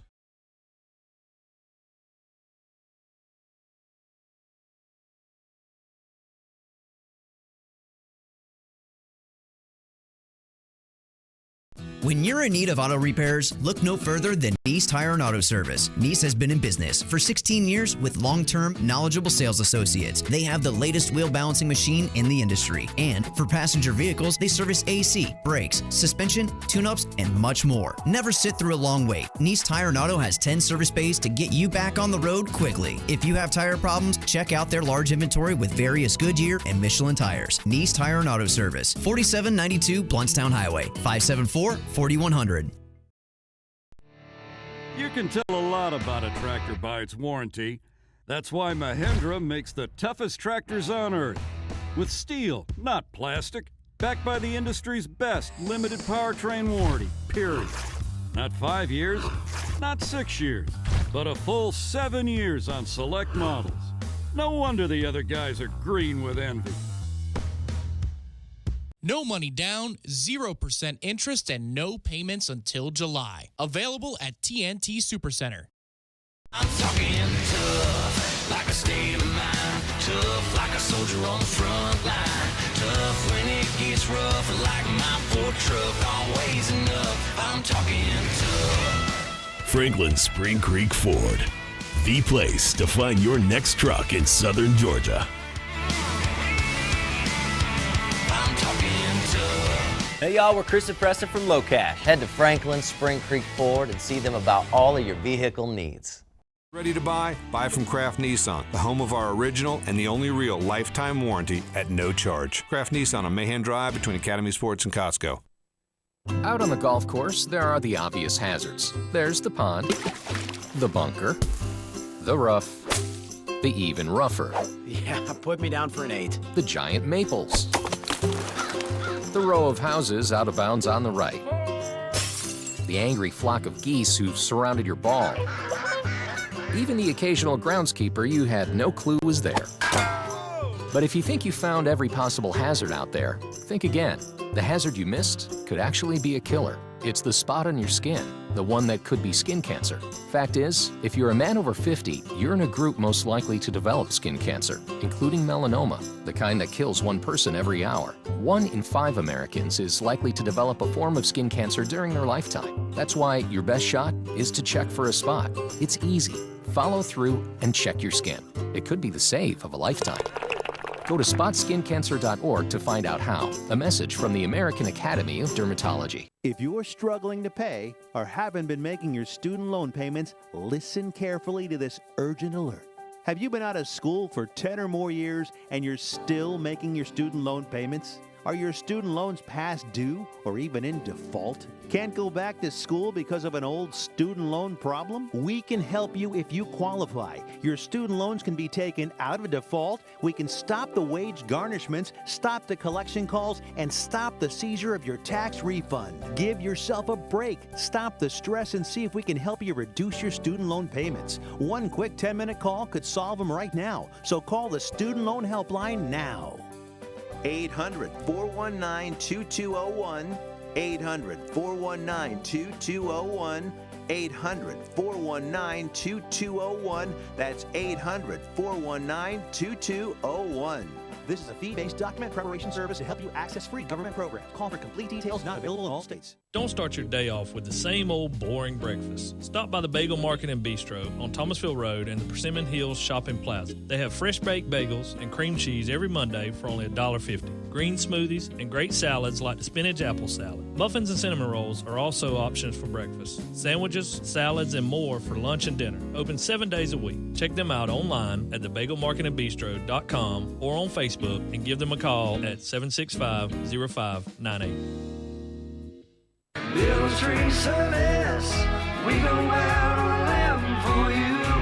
Hey, this is Clay with Miller's Tree Service. When you need work done in your yard, you want a professional, someone you can trust to provide high-quality service and get the job done right. We've got 3 certified arborists and 6 work crews that can meet all your tree care needs. Hire the professionals at Miller's Tree Service, where we'll go out on a limb for you. Miller's Tree Service, we go out on a limb for you. Tallahassee Sports Center.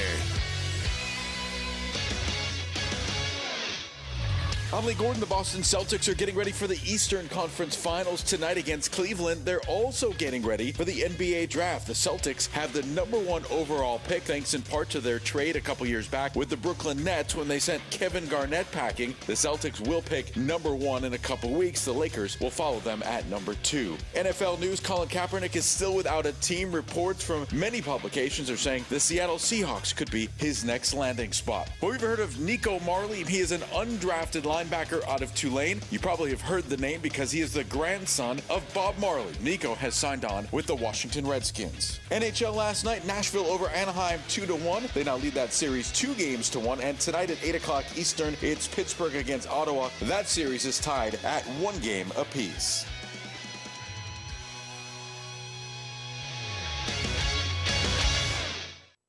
Live from the Dale Earnhardt Jr. Buick GMC Cadillac Studios in the capital city of Tallahassee, this is the Jeff Cameron Show on 97.9 ESPN Radio.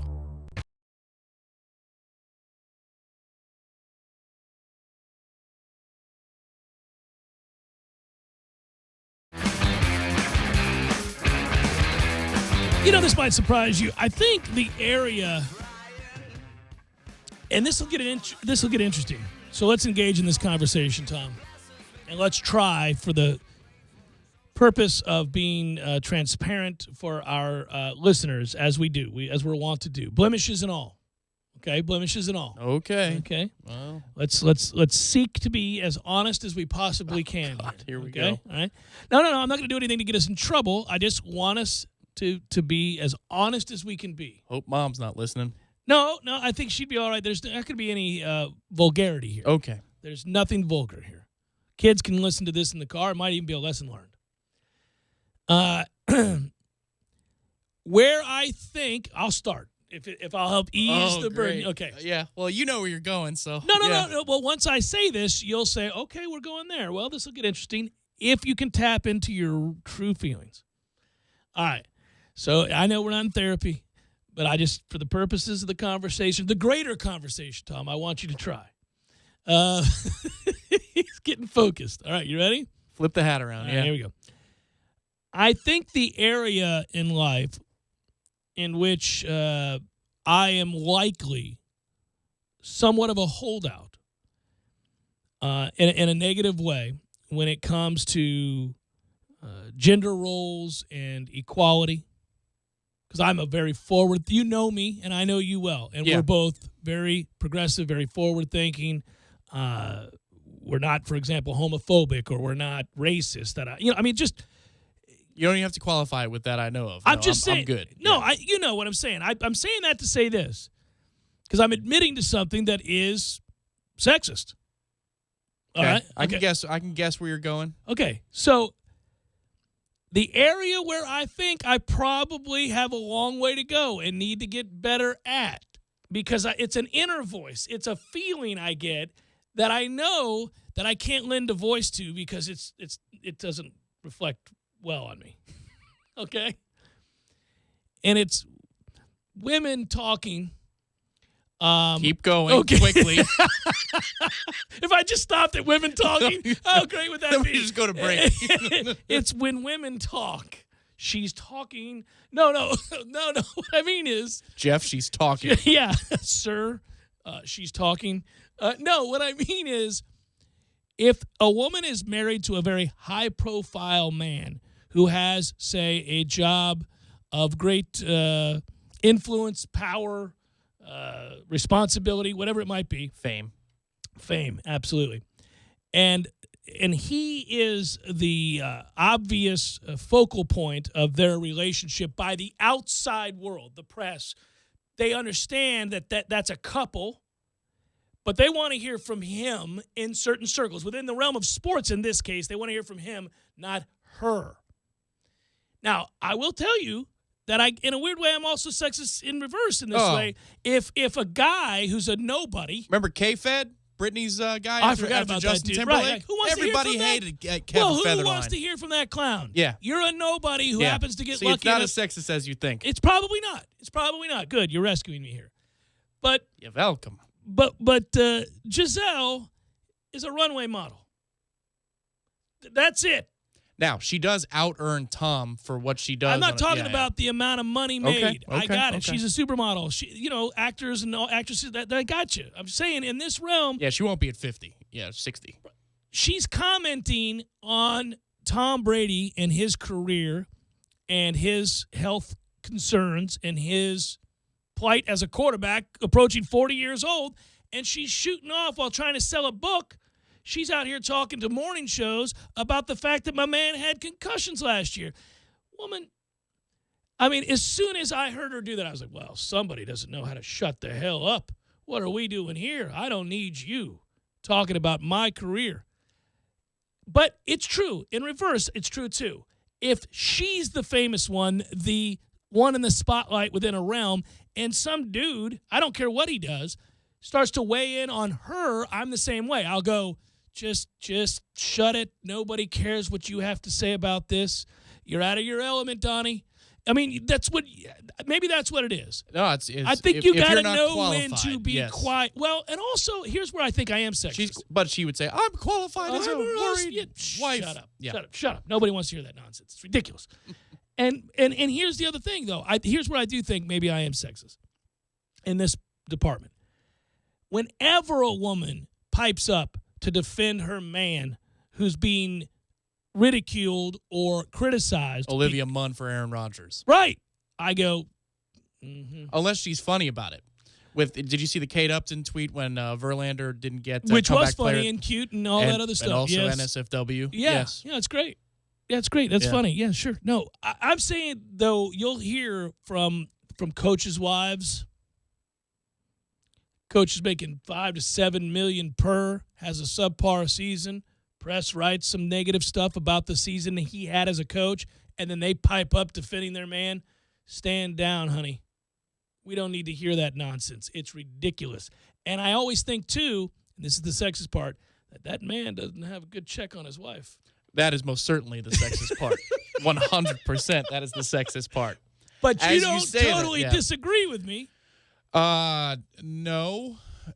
No, I don't. Because we're channeling our inner honesty here. Yeah, you but don't I don't know disagree that with I would me. be pounding my chest and saying, I'm not pounding my chest. I'm admitting to having a feeling. And we are the same, too, that cooked up a promo and had a great bit about, the laundry and all that kind of stuff, bringing home the bread. Right. We partake in that humor because we partake in lots of forms of dark humor and sarcasm. No, yeah. We're actually making fun a lot of times of those the kinds meathead of things. Culture, yes. Right. Because if you listen to that segment, actually, you were talking about the chores you do. Right. I'm the dish guy in my house. Yeah, and I like dishes. doing laundry. Yeah. Yeah. She does the cooking. I do the dishes. No. Listen, man. I don't think women are less than men. Nobody's saying that. Okay. We got that for the new listeners, man. Okay. But I'm saying your girlfriend currently has a PhD, is an accomplished. That is correct. Right. So the point is, and she needs to give that up and just be domesticated. Not work for universities and research or any of that kind of stuff. And people don't know that you're being sarcastic there. Surely they do. But what I'm going to say about that is this. For F's sake, people. Okay, despite all those qualifications and what she has quite clearly accomplished, and it is to be admired and respected without question. And I sit across from her and have discussions, and I think about how awesome it is that we can talk about almost anything in the world, and she's got great insight on that, just as I would sitting across from a man or anybody else, right? That's fine. But if she chimed in on a controversial issue, despite all those accomplishments, having to do with you as a broadcaster, I'd go, well, what are we? No, and you would be pissed. That would be the first foot. Well, she wouldn't in the first place. But yes. You would be angry. Yes. But you would say it's because I have a check on her, and I don't know that that's the right terminology. No, it's not the right terminology to admit to, but... to admit to. What I'm telling you is dudes in a locker room would be like, man, right? Right. Right. Oh, yeah, that happens in Tampa. Well, wherever Brent Grimes goes. Miko Grimes is on social media forever saying and all the guys ridiculous out there are things. like, come on, man. Get your woman in check. Mm-hmm. What are we... And you know what? As a man, if I'm speaking out of turn at a school in an area that involves my wife's expertise, she needs to get me in check. The women should look at her and go, you need to get your husband in check. He's out here talking out of school. What are we doing? And that's fine. But I guess that's less sexist and more has to do with responsibility. About who's qualified to speak in what circumstance. I can't go to a university and start telling the people what they need to do in terms of their research and early childhood education. Right. You can't do it. Oh, right. You back off.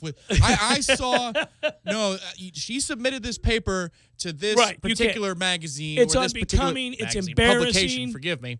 Right. And I saw your revision. And you know what? I think points 7 through 12 are garbage, All right, sir. good. Yeah. So I guess maybe I'm not as bad as I thought I was, but Giselle needs to shut the hell up. And it has nothing to do with her being a woman. It has to do with her talking out of turn. Social media and I added, as the kids like to say, but I tagged the publication and I said, your revision of this person's work is garbage.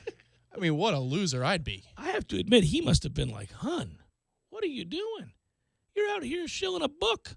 How does my concussion or health have anything to do with anything? It's one thing if you actually have a one-on-one with somebody from the Today Show, but this whole economic element to it is really, this is... seems disingenuous. It's like that got you in the door. It was to really sell your book. Quite weird. Unless they calculated it. Now, apparently, he's very savvy behind the scenes with business decisions, and maybe this does a lot for his favorability, even though he should be the golden boy of all time. She's talking about him suffering from multiple concussions. That can't be good.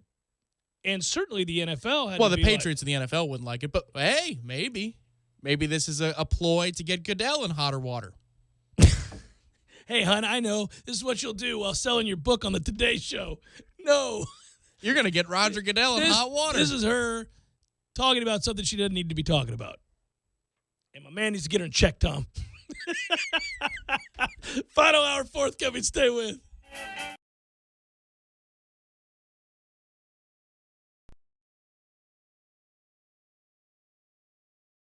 When you're in need of auto repairs, look no further than Nice Tire and Auto Service. Nice has been in business for 16 years with long-term, knowledgeable sales associates. They have the latest wheel balancing machine in the industry. And for passenger vehicles, they service AC, brakes, suspension, tune-ups, and much more. Never sit through a long wait. Nice Tire and Auto has 10 service bays to get you back on the road quickly. If you have tire problems, check out their large inventory with various Goodyear and Michelin tires. Nice Tire and Auto Service, 4792 Bluntstown Highway, 574-4100.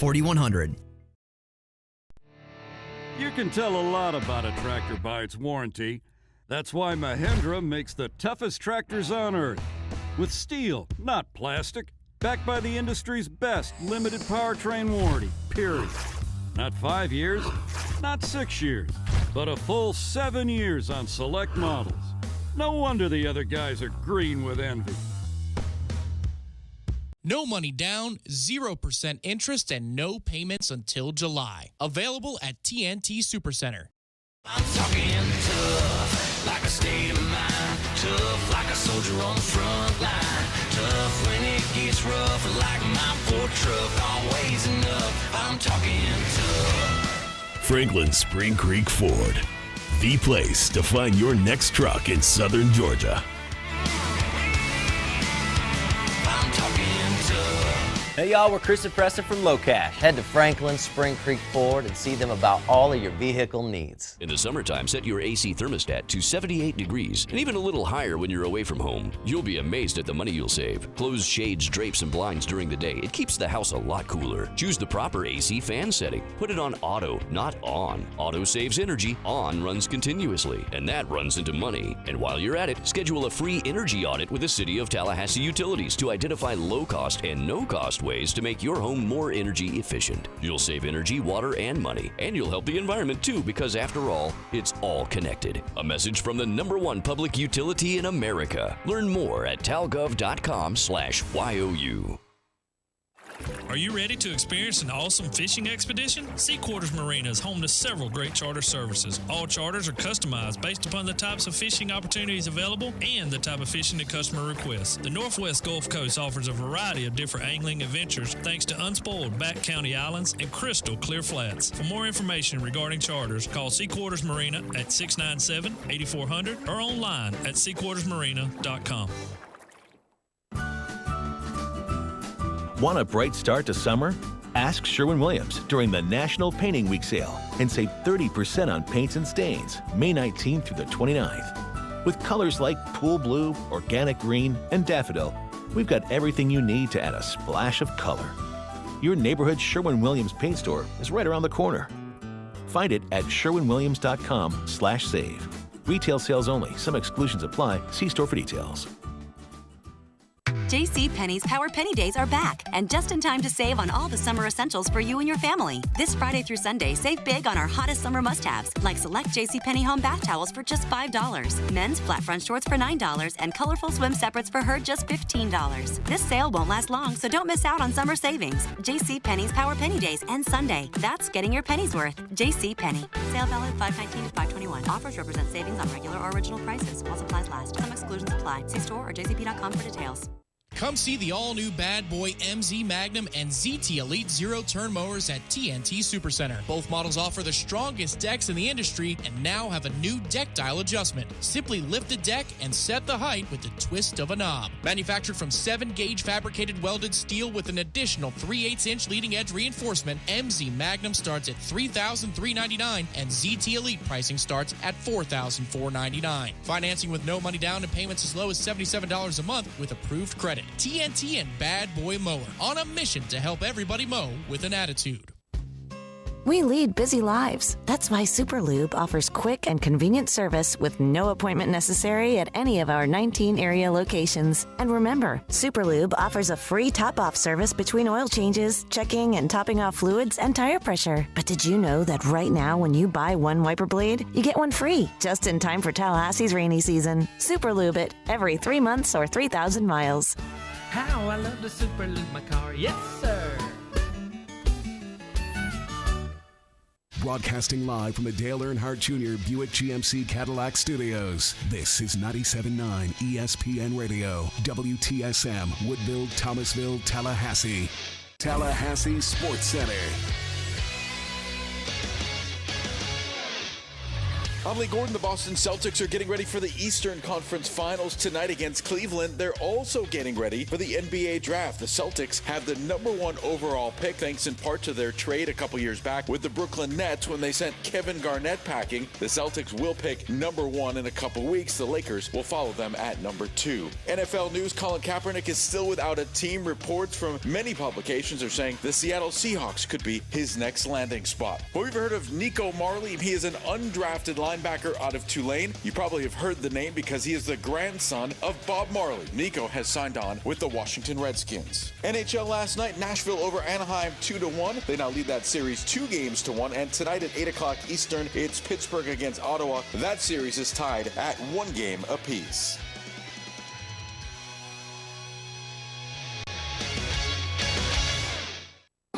Live from the Dale Earnhardt Jr. Buick GMC Cadillac Studios in the capital city of Tallahassee, this is the Jeff Cameron Show on 97.9 ESPN Radio.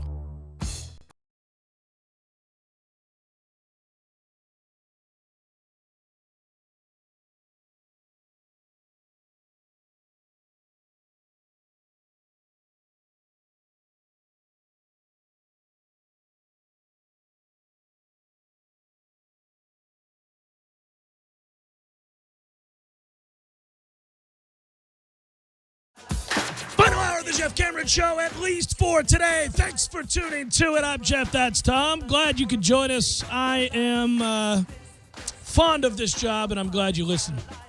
It allows me to keep it. It's a cool thing. Go to the website, ESPNTallahassee.com, where you can listen live via the streaming free always. Hey. When you miss shows, remember, we'll post all 3 hours both on iTunes and in our own audio vault. We do so every day.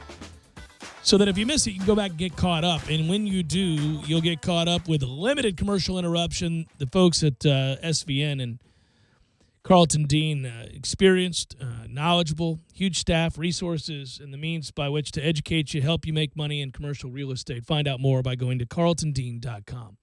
Email the show if you want. It's jcs@979espnradio.com. You can find me on Twitter at jcameronshow. WTSM app. Free for your mobile devices. That works well, whether it's iPhone or Android, doesn't matter. And you can watch us on YouTube. Hello, guys. You go to ESPN Tallahassee on YouTube, and you'll find us. So earlier today, I was having a discussion with Tom Block. Those guys that do the front row are coming up next at the end of this hour. You'll hear from them. And we were talking about Louisville and how they've made a real splash, obviously, on the ACC. And when you think about them joining the conference, and we already knew that what came with that, it was the basketball, right? Right off the bat, you're getting a legendary program that has had Hall of Fame coaches and won national titles, and obviously has a guy right now that you kind of roll your eyes at, but he's one of the best of all time, and year in and year out, they're a juggernaut. But in truth, the baseball program has been elite since they've arrived. And the football program is now one that we talk about amongst the elite. And obviously with the hurting they put on us last year, they got our attention, to say the least. Not that they hadn't been vanquished by us since joining the conference. They have, of course. But that game seems like a signal of an interesting battle to come moving forward. And it's because they have a lot of money in Louisville. They care deeply. They invest. They're also tomorrow's opponent in baseball is the reason I'm bringing this up. And they'll take any transfer under the sun. Well, the rules and pushing those rules to the max is something they'll engage in. Not afraid. Not afraid. They're all in, buddy. Chips to the middle of the table. We want to be good, as in good like the top 10 teams in the country good every year. and we're willing to invest, and we're willing to ignore perhaps how that reflects upon us. Yeah, but they're doing that while their APR scores are going through the roof. I mean, the academic achievements for their student athletes are, really second to none. What, you're saying that's not on the up and up? No, their APR scores were something we scoffed at and still do. I will also note this, by the way. I got to give Matthew credit. Matthew, who tweeted at us, at Jay Cameron Show, am I right to be worried about Louisville's potential tape measure dongery? Hashtag not at the dick. Well done, Matthew. Hashtag a-hole. Am I right to be worried about Louisville's potential tape measure dongery? I love our audience. Actually. All right, that's a big hand. All right. Speaking of tape measured dongs, when you look at Louisville's successes, of which there are plenty, their winning streak has finally been snapped. It was, against Indiana yesterday, I think it was. Really? How about that? It looks that way. I think I saw. Is that right? Did I see that right? I think Maybe they had a makeup game scheduled. Well, they had swept Clemson 4-2, 6-4, and 6-4. Swept Virginia Tech, I believe, this past weekend, didn't they? No, it was Clemson. Oh, really? I thought they played Vatech. No, it was Clemson. All right, well, screw me. Well, double check. Go ahead, go back and look. Why don't you do that for us while I make sure that I don't extol the virtues of Louisville and their successes by in a misguided way. But no, they've been really good. In fact, go back to their series if you want to look for like opponents. Obviously, you have the conference games. I have no idea who beat the hell out of Virginia Tech this weekend then, but it wasn't Louisville. No, Louisville swept them. They lost at Indiana last night. That's fascinating. That must be some kind of makeup game. They lost 4-3 to end their 15-game winning streak. They had beaten Clemson at Clemson 6-4, 6-4, 4-2. Prior to that, they had beaten Vanderbilt 4-2. It's the Battle of the Barrel, as it was known. There's something to note here, by the way, in Louisville's schedule. They play an Indiana team, then they play Vanderbilt out of conference prior to that. Those are the kinds of games that we clamor for, right? You have the Kentucky game that they lost 11-7 out of conference, the rivalry game. Sprinkle in some interesting opponents in here, with whether it's, I'm not saying great, but seems like a step up. I'll have to go back. That's fascinating. I don't know if this was, because they had something else suspended, but there was no earlier season matchup with Indiana. So this is a standalone Tuesday game when they have a Thursday through Saturday series. Just kind of rare. Yeah, really odd. We did that with North Carolina a couple of years ago. That's right. It was a fourth ACC game against them because of a rainout situation, and we needed another game. We needed a game, so we just played them. Yeah, that was on the way to the ACC tournament, something like that, yeah. All right, well, here's long story short. They've been really, really good. And to answer the question about potential for tape measure dongery, I'm actually not as concerned about that. They average, I think I saw, just over 5 runs a game in ACC play. They have dominated people with pitching. This record, which, oh, by the way, if you're not aware, is gaudy. They're 46-7, folks. 29-2 at home. And 23-4 in the conference. This is the kind of thing that when you look upon it, you say, wow, they're great. And, if you lost to that team, I had a guy email me and say, well, there's no shame in going on the road and losing to Louisville. Well, I mean, again, the attitude we're taking here is we're Florida State, man. This baseball program has been a far cry better than almost every other baseball program in the country for a very long time. And it's odd now when I hear people say, well, yeah, I know we lost to Virginia, but that's a real good program. Well, there'd be no shame in losing 2 out of 3 to Louisville. That's a real good program. Yeah, I know North Carolina came in here and beat us, but they've been a real good program. What the hell are we? Have we just decided that we're a middling program and that half the ACC has passed us by and there's no real shame in losing a couple of games to North Carolina, Virginia, NC State, Vatech, Louisville? Get the hell out of here with that. Well, at least for this year, that's 100% the case. You can't expect to play a good team and beat them in a weekend series this year. Can't. Unless they're named Clemson. Yep, that's it. And you couldn't expect to do that. It just happened. That's where we are. Well, and talking about it has me pissed off. But one of the things they do at Louisville, along with skirting the rules, allegedly, is they make it fun. I've been told, and Tom Block had heard this, so if he's wrong, it's not on him, it's whoever told him, which I think was you, Keith Jones. And I've been told that they do like quarter beer nights there for these games. Free admission, quarter beer nights. What are we doing here? We're having fun. We're providing an atmosphere. We're turning people into long-time Louisville Cardinal baseball fans early in the process, are we not? Go ahead and open up Hauser to quarter beer night, free admission. That's the kind of chicanery you see in a minor league ballpark that's starving for attendance. And they get it. Maybe, and it gets loose.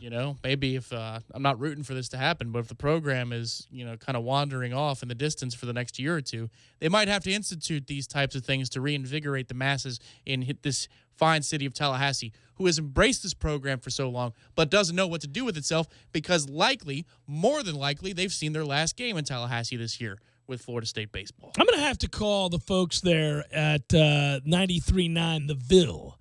I have been on that station a few times to talk Florida State football. In fact, before last year's massacre at the hands of Louisville, I was on that show not once but twice to talk to the various hosts on 93.9 The Ville. And they have... You should also be their big voice. Well, let me just say something about 93.9 The Ville, which is not the big voice way of saying it. The radio station... I'm not there every day, so I guess I can't make this assessment. But I noticed it when I was coming on to their various shows, and the hosts were great. And I'm not besmirching the station or anything like that. What they have going for them is the same sort of feel in that I'm describing, where they recognize that Louisville is on the come.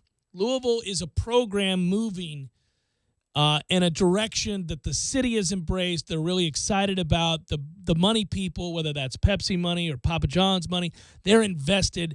They're all in Louisville. There's nothing else in Louisville.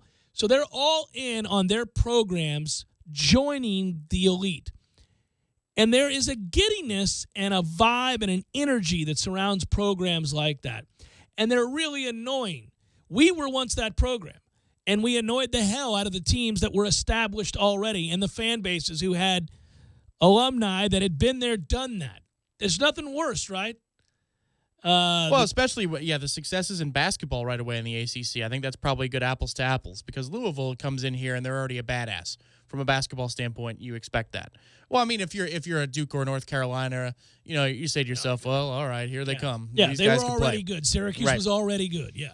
But they come in here and they start playing football, and that's our territory. They start playing football. That's Clemson's of recent territory. Yes. Yeah, you do. You start kind of, you're like, oh, hey, hang on. What are we doing here? Why don't you go to the Coastal, first of all?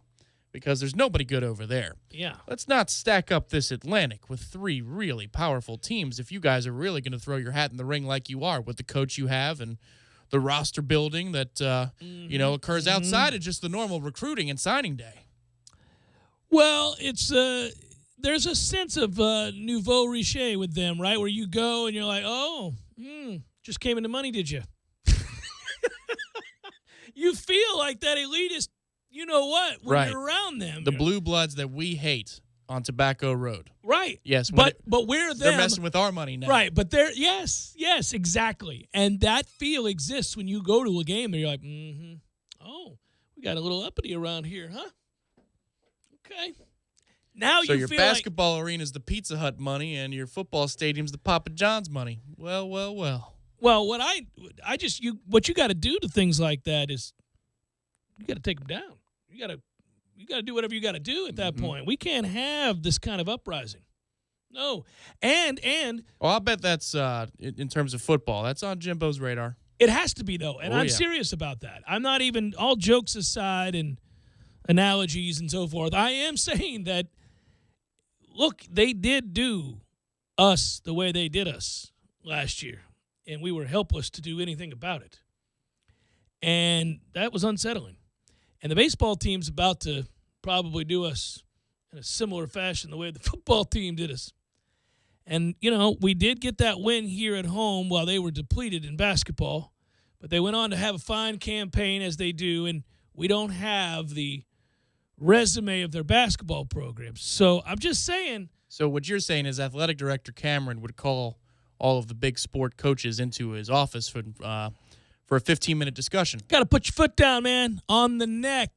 And then you'd look of at a Louisville Cardinal program that has some positive energy going in the right direction here. You'd look at each one of the coaches in the eye, and you'd say, hey, listen, I'm not blameless here, but you're to blame too. This ends now. This has to end now. This ends now. It has to end now. And we're not equipped in the case of baseball, I don't think, to do anything about it. Now, maybe we're wrong. Nor basketball. Well, we won that game this year. I mean, but from a long-term consistency standpoint, sure, no, but we don't invest threat in to the Final Four standpoint. We don't invest in basketball, and for many years, all they did was invest in basketball up there. So that's. All right, Leonard, you can be excused from the rest of this meeting. And you won your matchup with them this year, so go ahead and go have lunch. Now, I'm Coach saying, Martin, Coach Fisher. Thank you. No, this can't. No. I'm getting pumped up about the baseball series now because I do think it's important to go up there and play well if you want any hope whatsoever going into the postseason. Just a glimmer, just something to latch on to. Another Holton start or something like that? Holton goes out and dominates, and can we get anybody else on this staff to step up and pitch well? Because I don't need 3 good pitchers or 4 or 5. I'd love that many. I'd love to be able to look into that bullpen and say, I trust you. I'd love to look at that rotation and say we run 3 deep. But that ain't happening. It hasn't happened all year long. But I have seen a guy that can be a clear-cut ace, and occasionally one of the other guys gets into a nice run where you begin to believe they could be a 2. And if you give me 2 solids with a decent bullpen, I've got the offense to be in any meaningful game. Quick question. You get swept in this series, and it goes the other way. On Monday, how worried are you about not making a regional, period? Well, we play the ACC tournament first, and we've qualified for that. So I'll save my concerns for that. We're all right. We're playing. We get swept. You're not even concerned at all about not making a regional? I don't think so. I am. I think this many years of being in the good graces and the accomplishments with one of the winningest coaches, second winningest coach in the history of the game, you've seen the committee will do favors. They did favors for Miami. They did favors for Oregon State one year. They've done favors to programs that have the cachet, and we have a lot of cachet. But that would put us at 12-16 in conference. That's embarrassing, but we've already qualified for the ACC tournament. The Carolina team that you're referencing, basically, that got left out, they were sub 500 in the ACC, and they didn't make the tournament. And the committee at that point really had double the ammunition. You didn't even make your own damn tournament. I can't let you in. We've made the tournament, Tom. The committee is able to just say, well, they made their tournament, or we can put them in. I'm serious. They'll look for a reason to put Martin in. Yeah, but if the regional's too far away, they're not going to let us in citing 9/11. The irony of ironies with Louisville. Jeff Cameron, Show 97.9 ESPN Radio.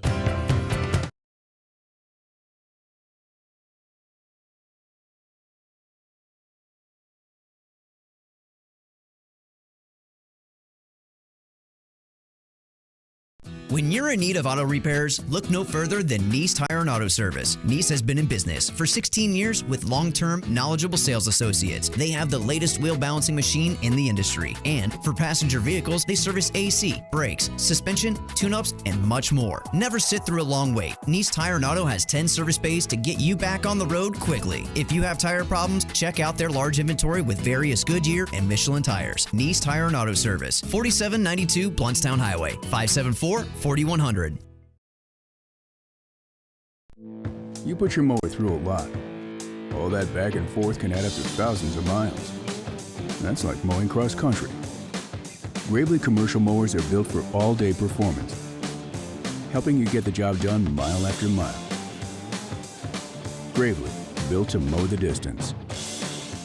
Get your Gravely motor only at TNT Supercenter, your one-stop shop for work or play. 14585 Highway 19 South, Thomasville, Georgia. TNTSupercenter.com.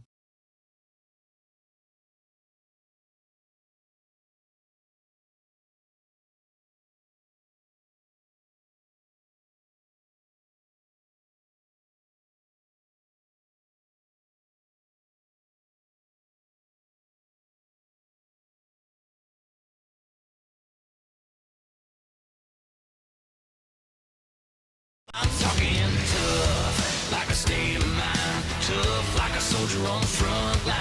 Tough when it gets rough, like my Ford truck. Always enough. I'm talking tough. Franklin Spring Creek Ford, the place to find your next truck in southern Georgia. I'm talking tough. Hey y'all, we're Chris and Preston from LoCash. Head to Franklin Spring Creek Ford and see them about all of your vehicle needs. Call the tax relief line now and learn if you qualify to negotiate your $10,000 plus IRS tax debt for up to a 75% savings. Don't be like Al or Vinny and get busted. Make this free call now. Learn how you may be able to pay the IRS less. Call now. 888-789-5042. 888-789-5042, 888-789-5042, 888-789-5042. You're listening to The Jeff Cameron Show on 97.9 ESPN Radio.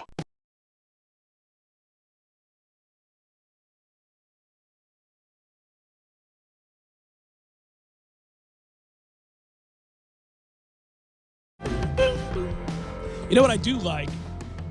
I like that our conversation yesterday around this time, or just before this time, involving Florida State football, the game specifically against Alabama, and the overriding conversation of football was already latched onto and sparked conversation in May about.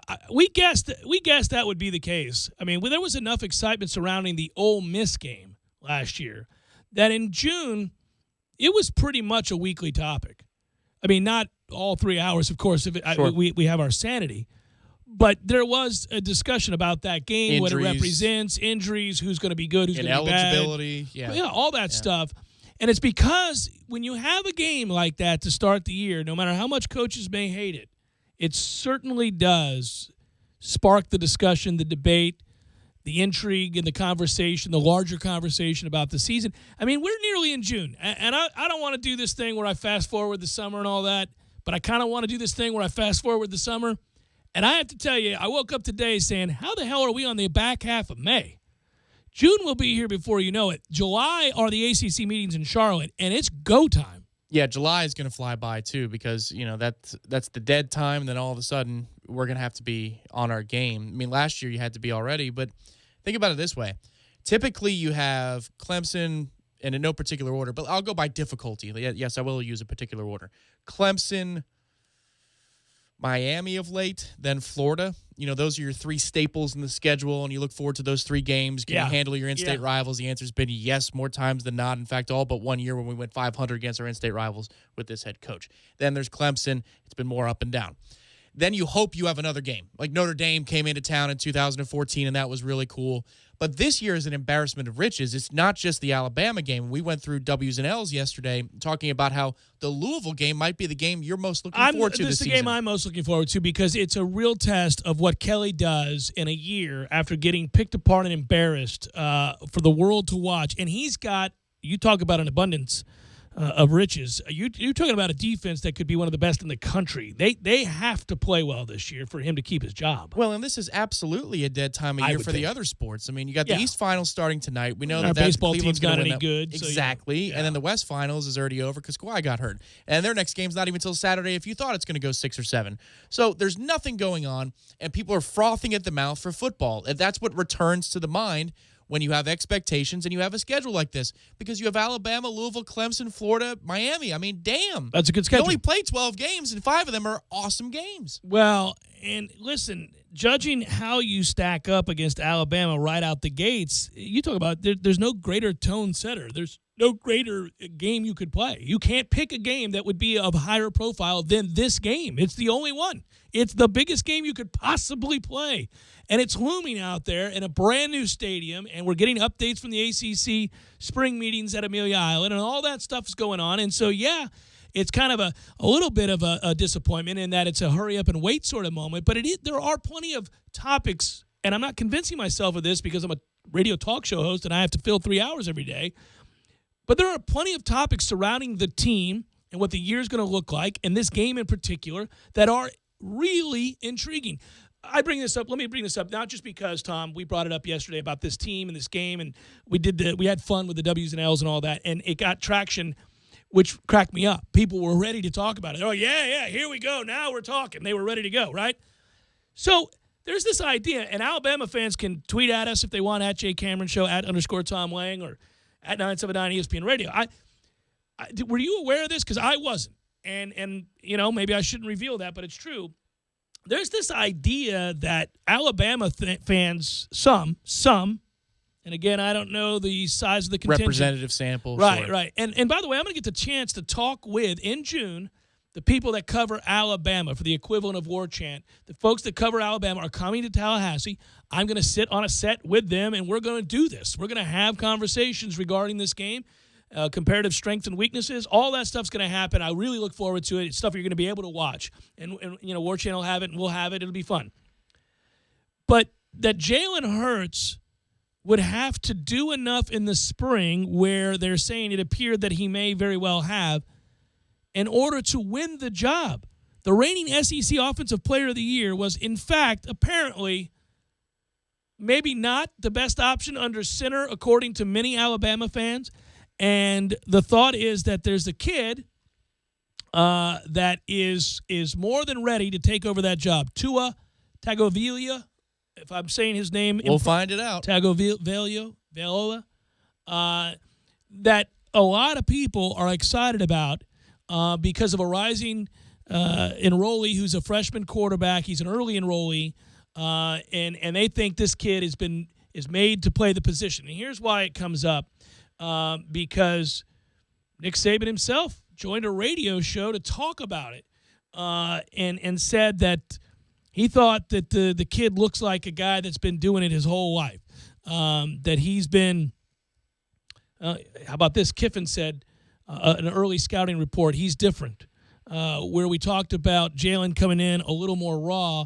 Tua's been doing this forever. I call him the human jugs machine because he can throw a ball all day long, never gets tired. He's a lot more trained, will have less transition from high school. He's going to be a phenomenal player. Best comparison I would make is probably to Steve Young. So this is the way they're talking about this kid at Alabama, which, of course, we should all be like, son of a, that's not good. But Steve Young, all right, let's pump the brakes a little bit on the Steve Young. Fine, but what I'll say is this is actually something they're talking about in Alabama, about how that kid could somehow compete and maybe end up being the guy as early as this year. That seems absurd. I don't think that's going to happen.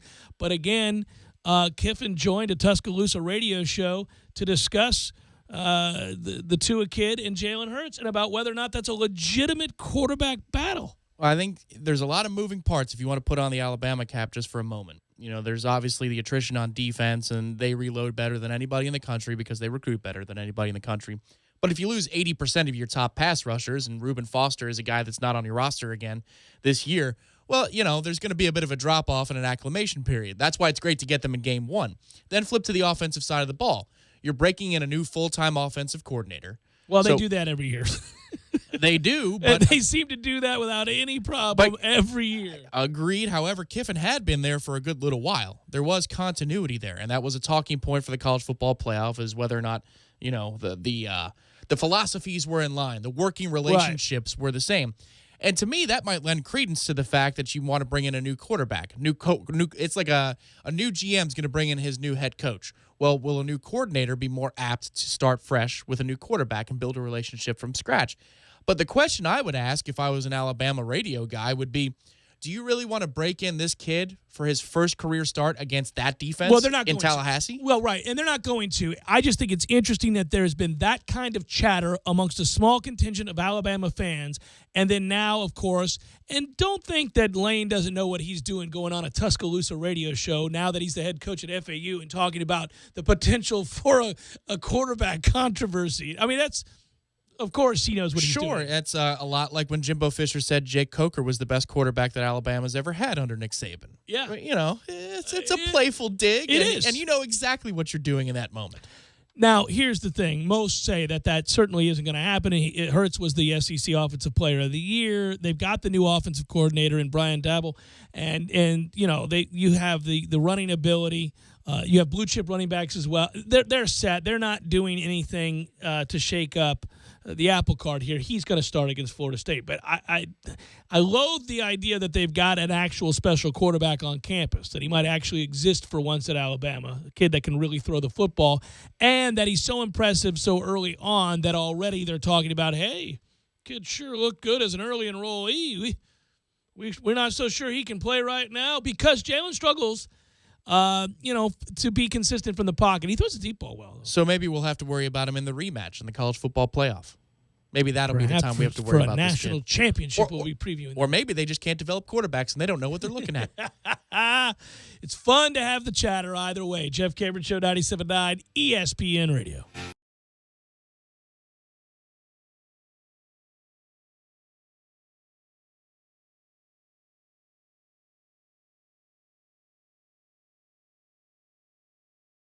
When you're in need of auto repairs, look no further than Nice Tire and Auto Service. Nice has been in business for 16 years with long-term, knowledgeable sales associates. They have the latest wheel balancing machine in the industry. And for passenger vehicles, they service AC, brakes, suspension, tune-ups, and much more. Never sit through a long wait. Nice Tire and Auto has 10 service bays to get you back on the road quickly. If you have tire problems, check out their large inventory with various Goodyear and Michelin tires. Nice Tire and Auto Service, 4792 Bluntstown Highway, 574-4100. You can tell a lot about a tractor by its warranty. That's why Mahindra makes the toughest tractors on earth.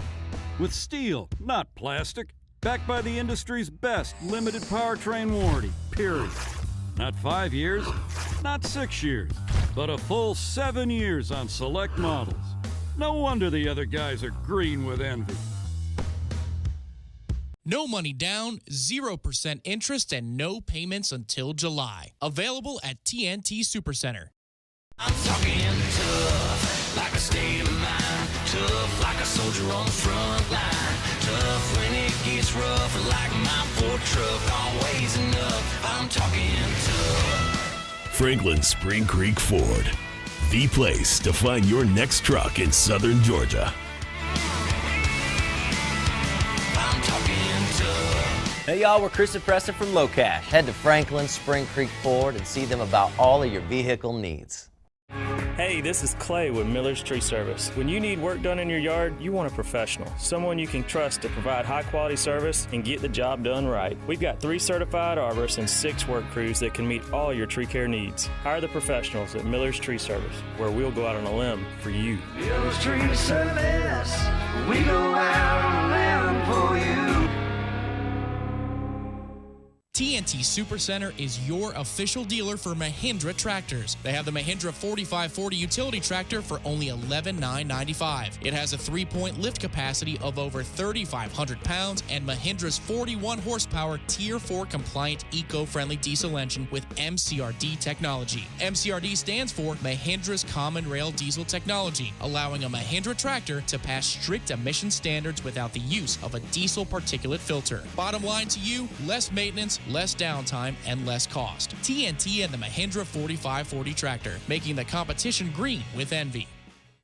It's that time of year again, Tallahassee. Get ready to hit the golf course for a great cause by coming out to the 28th annual Fred Biletnikoff Celebrity Golf Tournament, sponsored by the Fourth Quarter Bar and Grill. Tee off Friday, May 19th at Highlandman Park Golf Course. Check-in and breakfast starts at 7 a.m., leading up to the big shotgun start. An award selection as well as a silent auction will be held immediately following the tournament at the Fourth Quarter Bar and Grill. It's your chance to win auction items, including Reggie Jackson, Terry Bradshaw, and Jim Kelly signed jerseys, a Jimmy Johnson car panel, and best of all, a David Ross World Series jersey. Registration fee for a team of 4 is just $380 and includes green fees, tournament gifts, lunch, and much more. All proceeds benefit the Brandon Moeller Memorial Foundation and the Biletnikoff Foundation. Help support a great cause and sign up today for the 28th annual Fred Biletnikoff Celebrity Golf Tournament, sponsored by the Fourth Quarter Bar and Grill. For more information and to register your team, call Marissa Wass at 519-2004. That's 519-2004. We lead busy lives. That's why Superlube offers quick and convenient service with no appointment necessary at any of our 19 area locations. And remember, Superlube offers a free top-off service between oil changes, checking and topping off fluids, and tire pressure. But did you know that right now when you buy one wiper blade, you get one free, just in time for Tallahassee's rainy season? Superlube it every 3 months or 3,000 miles. How I love to superlube my car, yes sir. Tallahassee Sports Center. I'm Lee Gordon. The Boston Celtics are getting ready for the Eastern Conference Finals tonight against Cleveland. They're also getting ready for the NBA Draft. The Celtics have the number 1 overall pick, thanks in part to their trade a couple years back with the Brooklyn Nets when they sent Kevin Garnett packing. The Celtics will pick number 1 in a couple weeks. The Lakers will follow them at number 2. NFL news, Colin Kaepernick is still without a team. Reports from many publications are saying the Seattle Seahawks could be his next landing spot. But we've heard of Nico Marley. He is an undrafted linebacker out of Tulane. You probably have heard the name because he is the grandson of Bob Marley. Nico has signed on with the Washington Redskins. NHL last night, Nashville over Anaheim 2-1. They now lead that series 2-1. And tonight at 8 o'clock Eastern, it's Pittsburgh against Ottawa. That series is tied at 1 game apiece.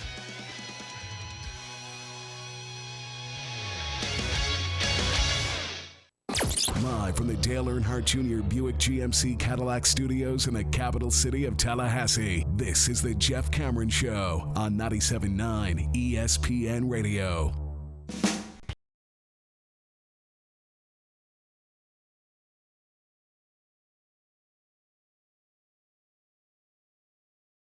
It's been weird last night in seeing that the Celtics were the great benefactors, along with the Lakers, of the lottery.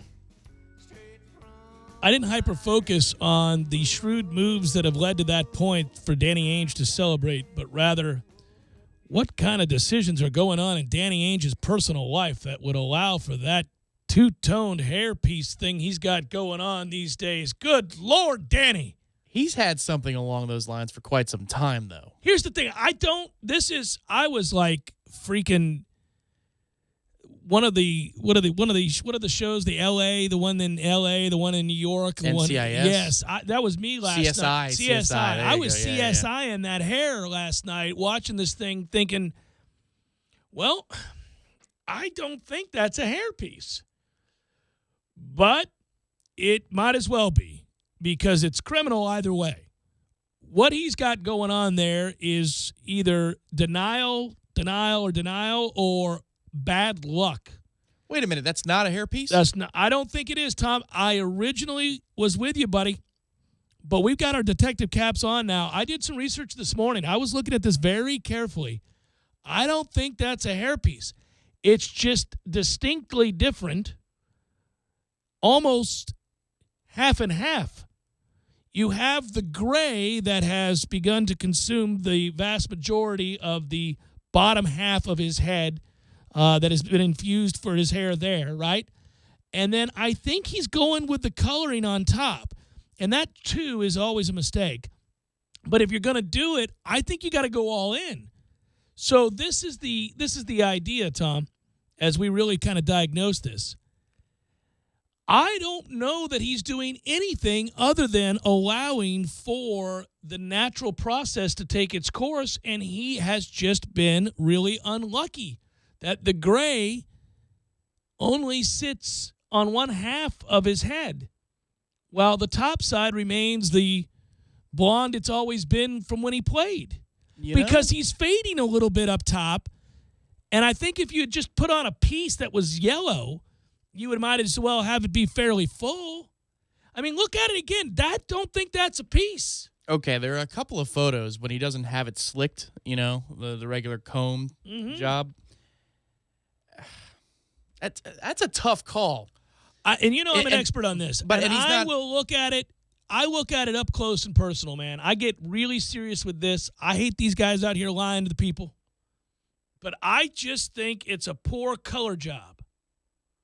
I don't think it's a piece. I don't think he's wearing a piece.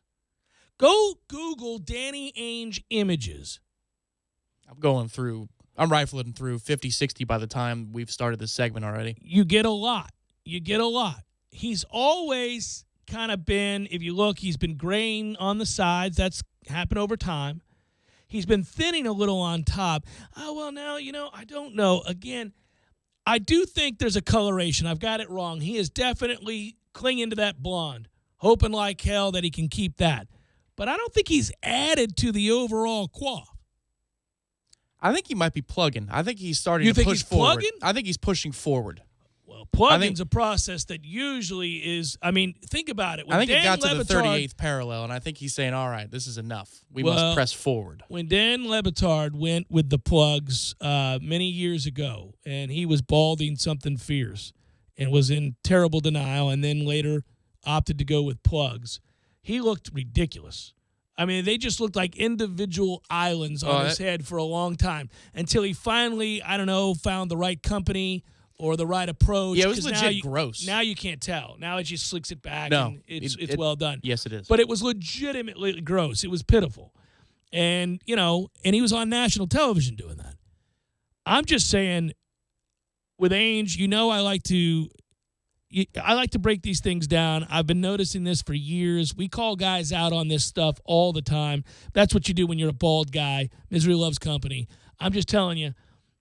I watched him last night, and I thought, that's not a weave. You're going to go plug? I think so. It's really hard. We need further evidence. I need more Danny Ainge interviews today. Hey, I'll tell you what. This is my promise to you, the listener, because you guys care about this stuff. We'll get to the bottom of this. Just like I told you what was going on with Tom Brady. And, of course, we all knew what was going on with Matthew McConaughey. Nobody's on that story at all, the Tom Brady one. Go back.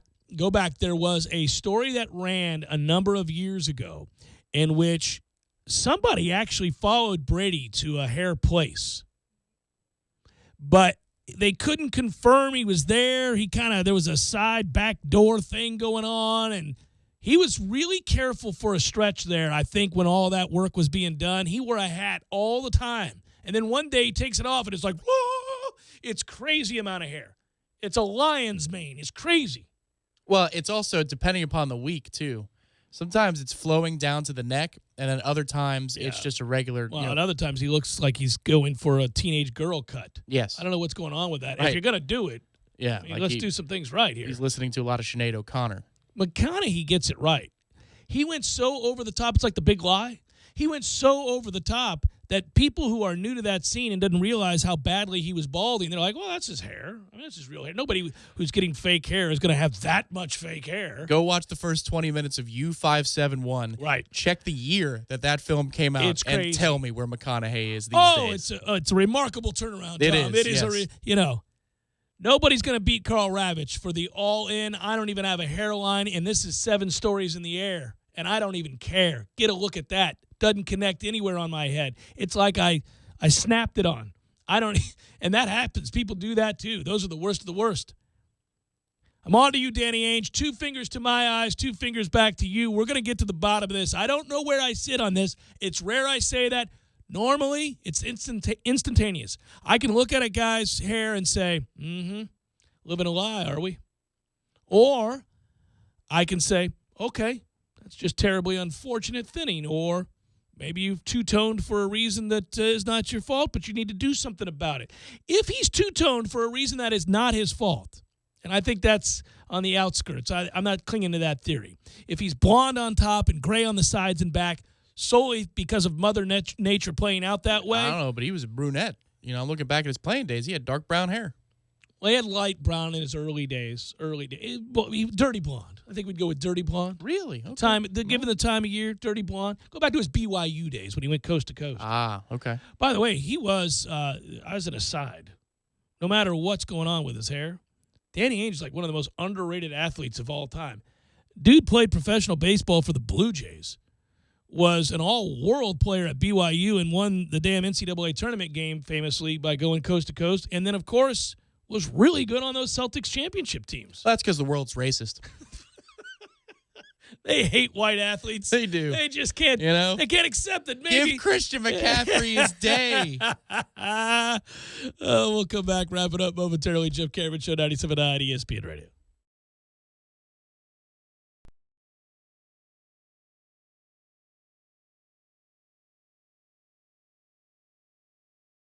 When you're in need of auto repairs, look no further than Nice Tire and Auto Service. Nice has been in business for 16 years with long-term, knowledgeable sales associates. They have the latest wheel balancing machine in the industry. And for passenger vehicles, they service AC, brakes, suspension, tune-ups, and much more. Never sit through a long wait. Nice Tire and Auto has 10 service bays to get you back on the road quickly. If you have tire problems, check out their large inventory with various Goodyear and Michelin tires. Nice Tire and Auto Service, 4792 Bluntstown Highway, 574-4100. You can tell a lot about a tractor by its warranty. That's why Mahindra makes the toughest tractors on earth. With steel, not plastic. Backed by the industry's best limited powertrain warranty, period. Not 5 years, not 6 years, but a full 7 years on select models. No wonder the other guys are green with envy. No money down, 0% interest, and no payments until July. Available at TNT Supercenter. I'm talking tough, like a state of mind. Tough, like a soldier on the front line. Tough when it gets rough, like my Ford truck, always enough. I'm talking tough. Franklin Spring Creek Ford, the place to find your next truck in southern Georgia. Hey y'all, we're Chris and Preston from Low Cash. Head to Franklin Spring Creek Ford and see them about all of your vehicle needs. One of the biggest home improvements you have to make, and Parker Brothers Roofing understands. We now offer financing for 0% over 60 months. Yes, that's 5 years. Call us today for 5 years interest-free financing on that new roof. 656-8112. That's 656-8112, or go to parkerbrothersroofing.net. Parker Brothers Roofing, professional every time. Stay safe and dry inside. License number CCC 049350. Chris Kraft for Kraft Nissan. Our lifetime warranty is a game changer for buying cars in Tallahassee and Thomasville. You already know it extends the factory powertrain for unlimited time and unlimited miles. But here are the facts. Kraft Nissan's lifetime warranty is backed by Great American Insurance Company, an A-rated company that was founded in 1872 with billions in assets. The same company that underwrites GM's GMPP and Ford's Gap Insurance. Kraft Nissan's lifetime warranty comes with every new Nissan we sell and most pre-owned vehicles that are 5 years old or newer with 50,000 miles or less. While Kraft Nissan Service Department will certainly exceed your expectations and keep your records, you're not required to service with us. To maintain the warranty, you perform the manufacturer's recommended maintenance and keep your records. You can do that at any licensed repair shop in the U.S. or Canada. It's that easy. What's the catch? There are no catches, hidden fees, or gimmicks. Kraft Nissan provides the product as an added value to our customers for doing business with us. So when you're ready to buy from Kraft Nissan, the home of our original and the only real lifetime warranty at no charge. Kraft Nissan on Mahan Drive between Academy Sports and Costco. If you haven't stopped into Tallahassee's favorite hangout, the Fourth Quarter Bar and Grill on North Monroe Street, you're missing out. Hey, it's me, Courtney. Hey, it's me, Marissa. Last but not least, I'm Kim, and we're the girls from the Fourth Quarter. Okay, girls, there are lots of great nights to stop in at the Fourth Quarter, including Monday, where it's happy hour all day, including 2-for-1 Wells. There's Tuesday night trivia with Professor Jimmy, where you can win money. What other night should we stop by the Fourth Quarter? It's Kim again. Join me Saturday and Sunday mornings for Bubbles and Brunch from 7 to 2. $18.99, all you can drink mimosas and Bloody Marys, and it includes breakfast. Hey, Riss here. Come join me for lunch. We have over 20 lunch specials for just $7.50, and that includes a drink. I'm Courtney. Visit me on Monday nights when we have 2-for-1 Wells, calls, and domestic drafts all night. Don't miss out on the girls of the Fourth Quarter. Pick your favorite night and stop in. Say hi to the girls at 2033 North Monroe Street, the Fourth Quarter Bar and Grill, Tallahassee's favorite hangout.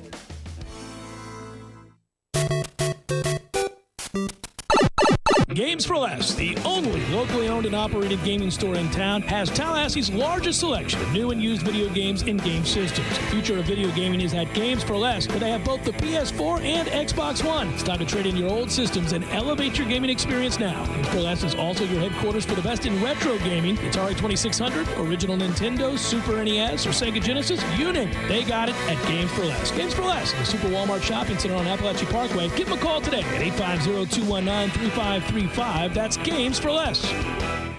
This Day in Sports, brought to you by Superlube, 19 Tallahassee area locations. Quick, convenient, no appointment necessary. Get your history lesson weekdays at 5:30 during the Jeff Cameron Show, right here on 97.9 ESPN Radio. This is the Jeff Cameron Show on 97.9 ESPN Radio.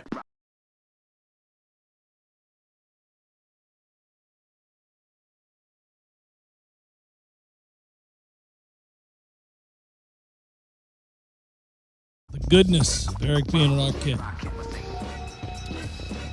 Follow up on that. There is clearly a time in which Danny Ainge did, in fact, choose to seriously color his hair. It's happened within the last year and a half. That's really where we're at here. I think that may be his own hair, but he's going way over the top with coloring just the top of his hair, which doesn't make any sense. I mean, sir, if we're going to go all in, go all in. Or maybe the top of his hair doesn't shed the color the way that the sides and back of his hair does.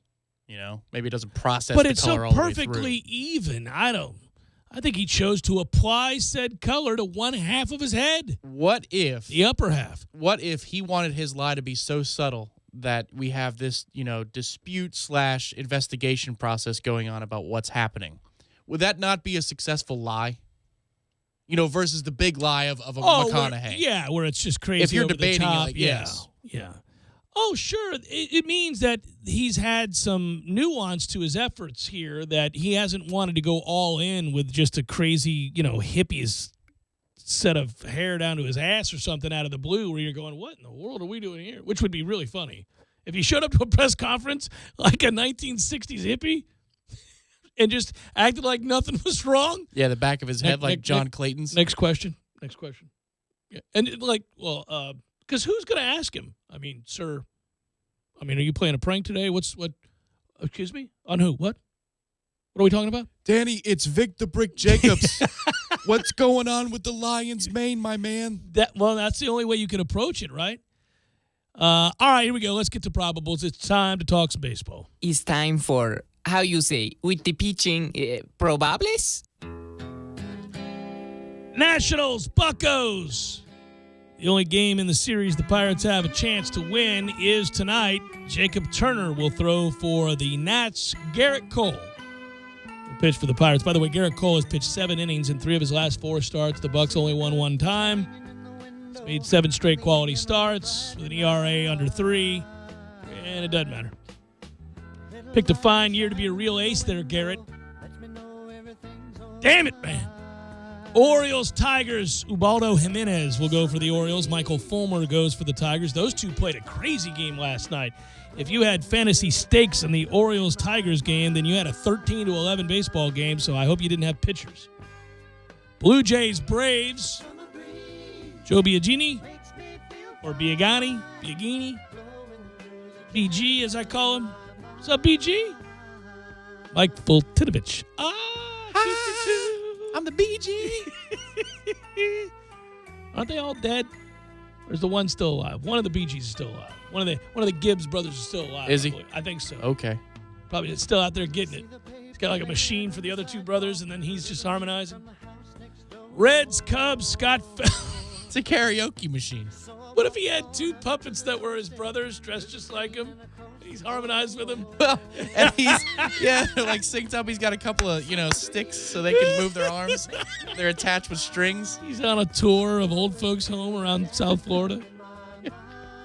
Reds, Cubs, Scott Feldman, Kyle Hendricks. Phillies, Rangers, Zach Eflin and Andrew Kashner in that game. Do I take the over in that game, Matthew? Phils, Rangers. In Texas, go over. He's going with the shaky hand. He's unsure? The shaky. I'm trying to gamble over here, man. I need something more than being in limbo. Rockies, Twins. Marquez goes for the Rockies. Santana goes for the Twins. We got Red Sox, Cardinals, Rick Porcello, Mike Leake. Speaking of gambling, I thought I won about last night. Calling our fictional friend and telling him about a game? Golden State minus 13.5. Should have done it. Well, of course, but I didn't know if Pop had anything for him. That's how good a coach he is. That's what scared me off. We knew that game was a blowout, and you can convince yourself otherwise solely on Popovich's prowess. That's true. Yeah. Like, I literally did the same thing. I thought, that's easy money. I mean, they're going to kill San Antonio. But I thought, well, Pop is. I was chicken because Pop scared me. Yanks, Royals, Michael Pineda, Jason Vargas goes. We got White Sox, Angels, full slate tonight, guys. Miguel Gonzalez, Matt Schumacher. Brewers, Padres, Matt Garza. Chassis going for the Padres. He has won 2 of his last 3 starts, gave up 3 runs and 6 1/3 against the White Sox, and has pitched pretty well. You're damn right. That's the opening day starter. Chassin? Yeah, he was their opening day starter. It wasn't Clayton Richard? No, Richard was pissed about it, remember? A's, Mariners, Jesse Hahn, who feels like he pitches an awful lot for Oakland. And Christian Bergman goes for the Mariners. And that is a look at those that shall reside on the bump. By the way, Bergman gave up 3 runs on 7 hits over 5 frames in his first start for Seattle on Friday in Toronto. He pitched the Rockies. He's pitched for the Rockies the previous 4 years. And in his 16 starts in the major leagues, my man is 7. Is that right? No. More starts than that. He's 7-10 with a 5.70. And is still pitching in the major league. Pitching's light around the bigs these days. Lord, man, that's ridiculous. It lingered there to touch your head and walk with me. Yeah, imagine you're Seattle. You're like, let's go with the Bergman kid. Oh, all right. Better have your hitting shoes on today, boys. This slapdick ain't getting anybody out. Never has. Good luck with that. This many years into the league, and we're still rolling him out there. Brutal. World needs plenty of bartenders. Hey, keep, listen. I've told my son, who has a baseball game tonight, if it doesn't get rained out, you don't have to be really, really good if you can pitch from the left side. I just need you to throw the ball over the plate. They'll find a place for you for years. Even if it's a couple inches off the plate away, they're going to call it a strike. I mean, it's the most lenient strike zone of all time. It's nuts what happens with lefties. Just go be a lefty pitcher and just stay healthy long enough to get paid. You can even throw 85 as long as you throw that slider. Yeah. You're good to go. Good work out of you, sir. To those that called and or listen, I surely do appreciate it. Thank you, Matthew. Didn't give me any betting advice, though. Could have used it. Front Row is up next. Stay tuned. It's a quality program, I do say. Take care, everybody.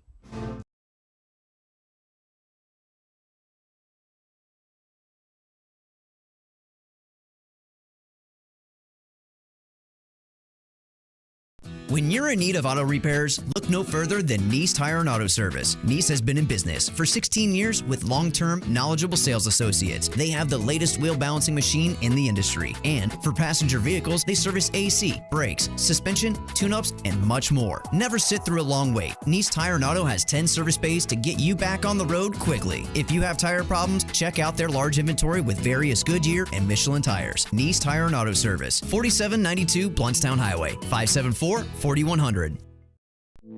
You put your mower through a lot. All that back and forth can add up to thousands of miles. That's like mowing cross country. Gravely commercial mowers are built for all-day performance, helping you get the job done mile after mile. Gravely, built to mow the distance. Get your Gravely motor only at TNT Supercenter, your one-stop shop for work or play. 14585 Highway 19 South, Thomasville, Georgia. TNTSupercenter.com. I'm talking tough, like a state of mind. Tough, like a soldier on the front line. Tough when it gets rough, like my Ford truck, always enough. I'm talking tough. Franklin Spring Creek Ford, the place to find your next truck in southern Georgia. I'm talking tough. Hey y'all, we're Chris and Preston from Low Cash. Head to Franklin Spring Creek Ford and see them about all of your vehicle needs.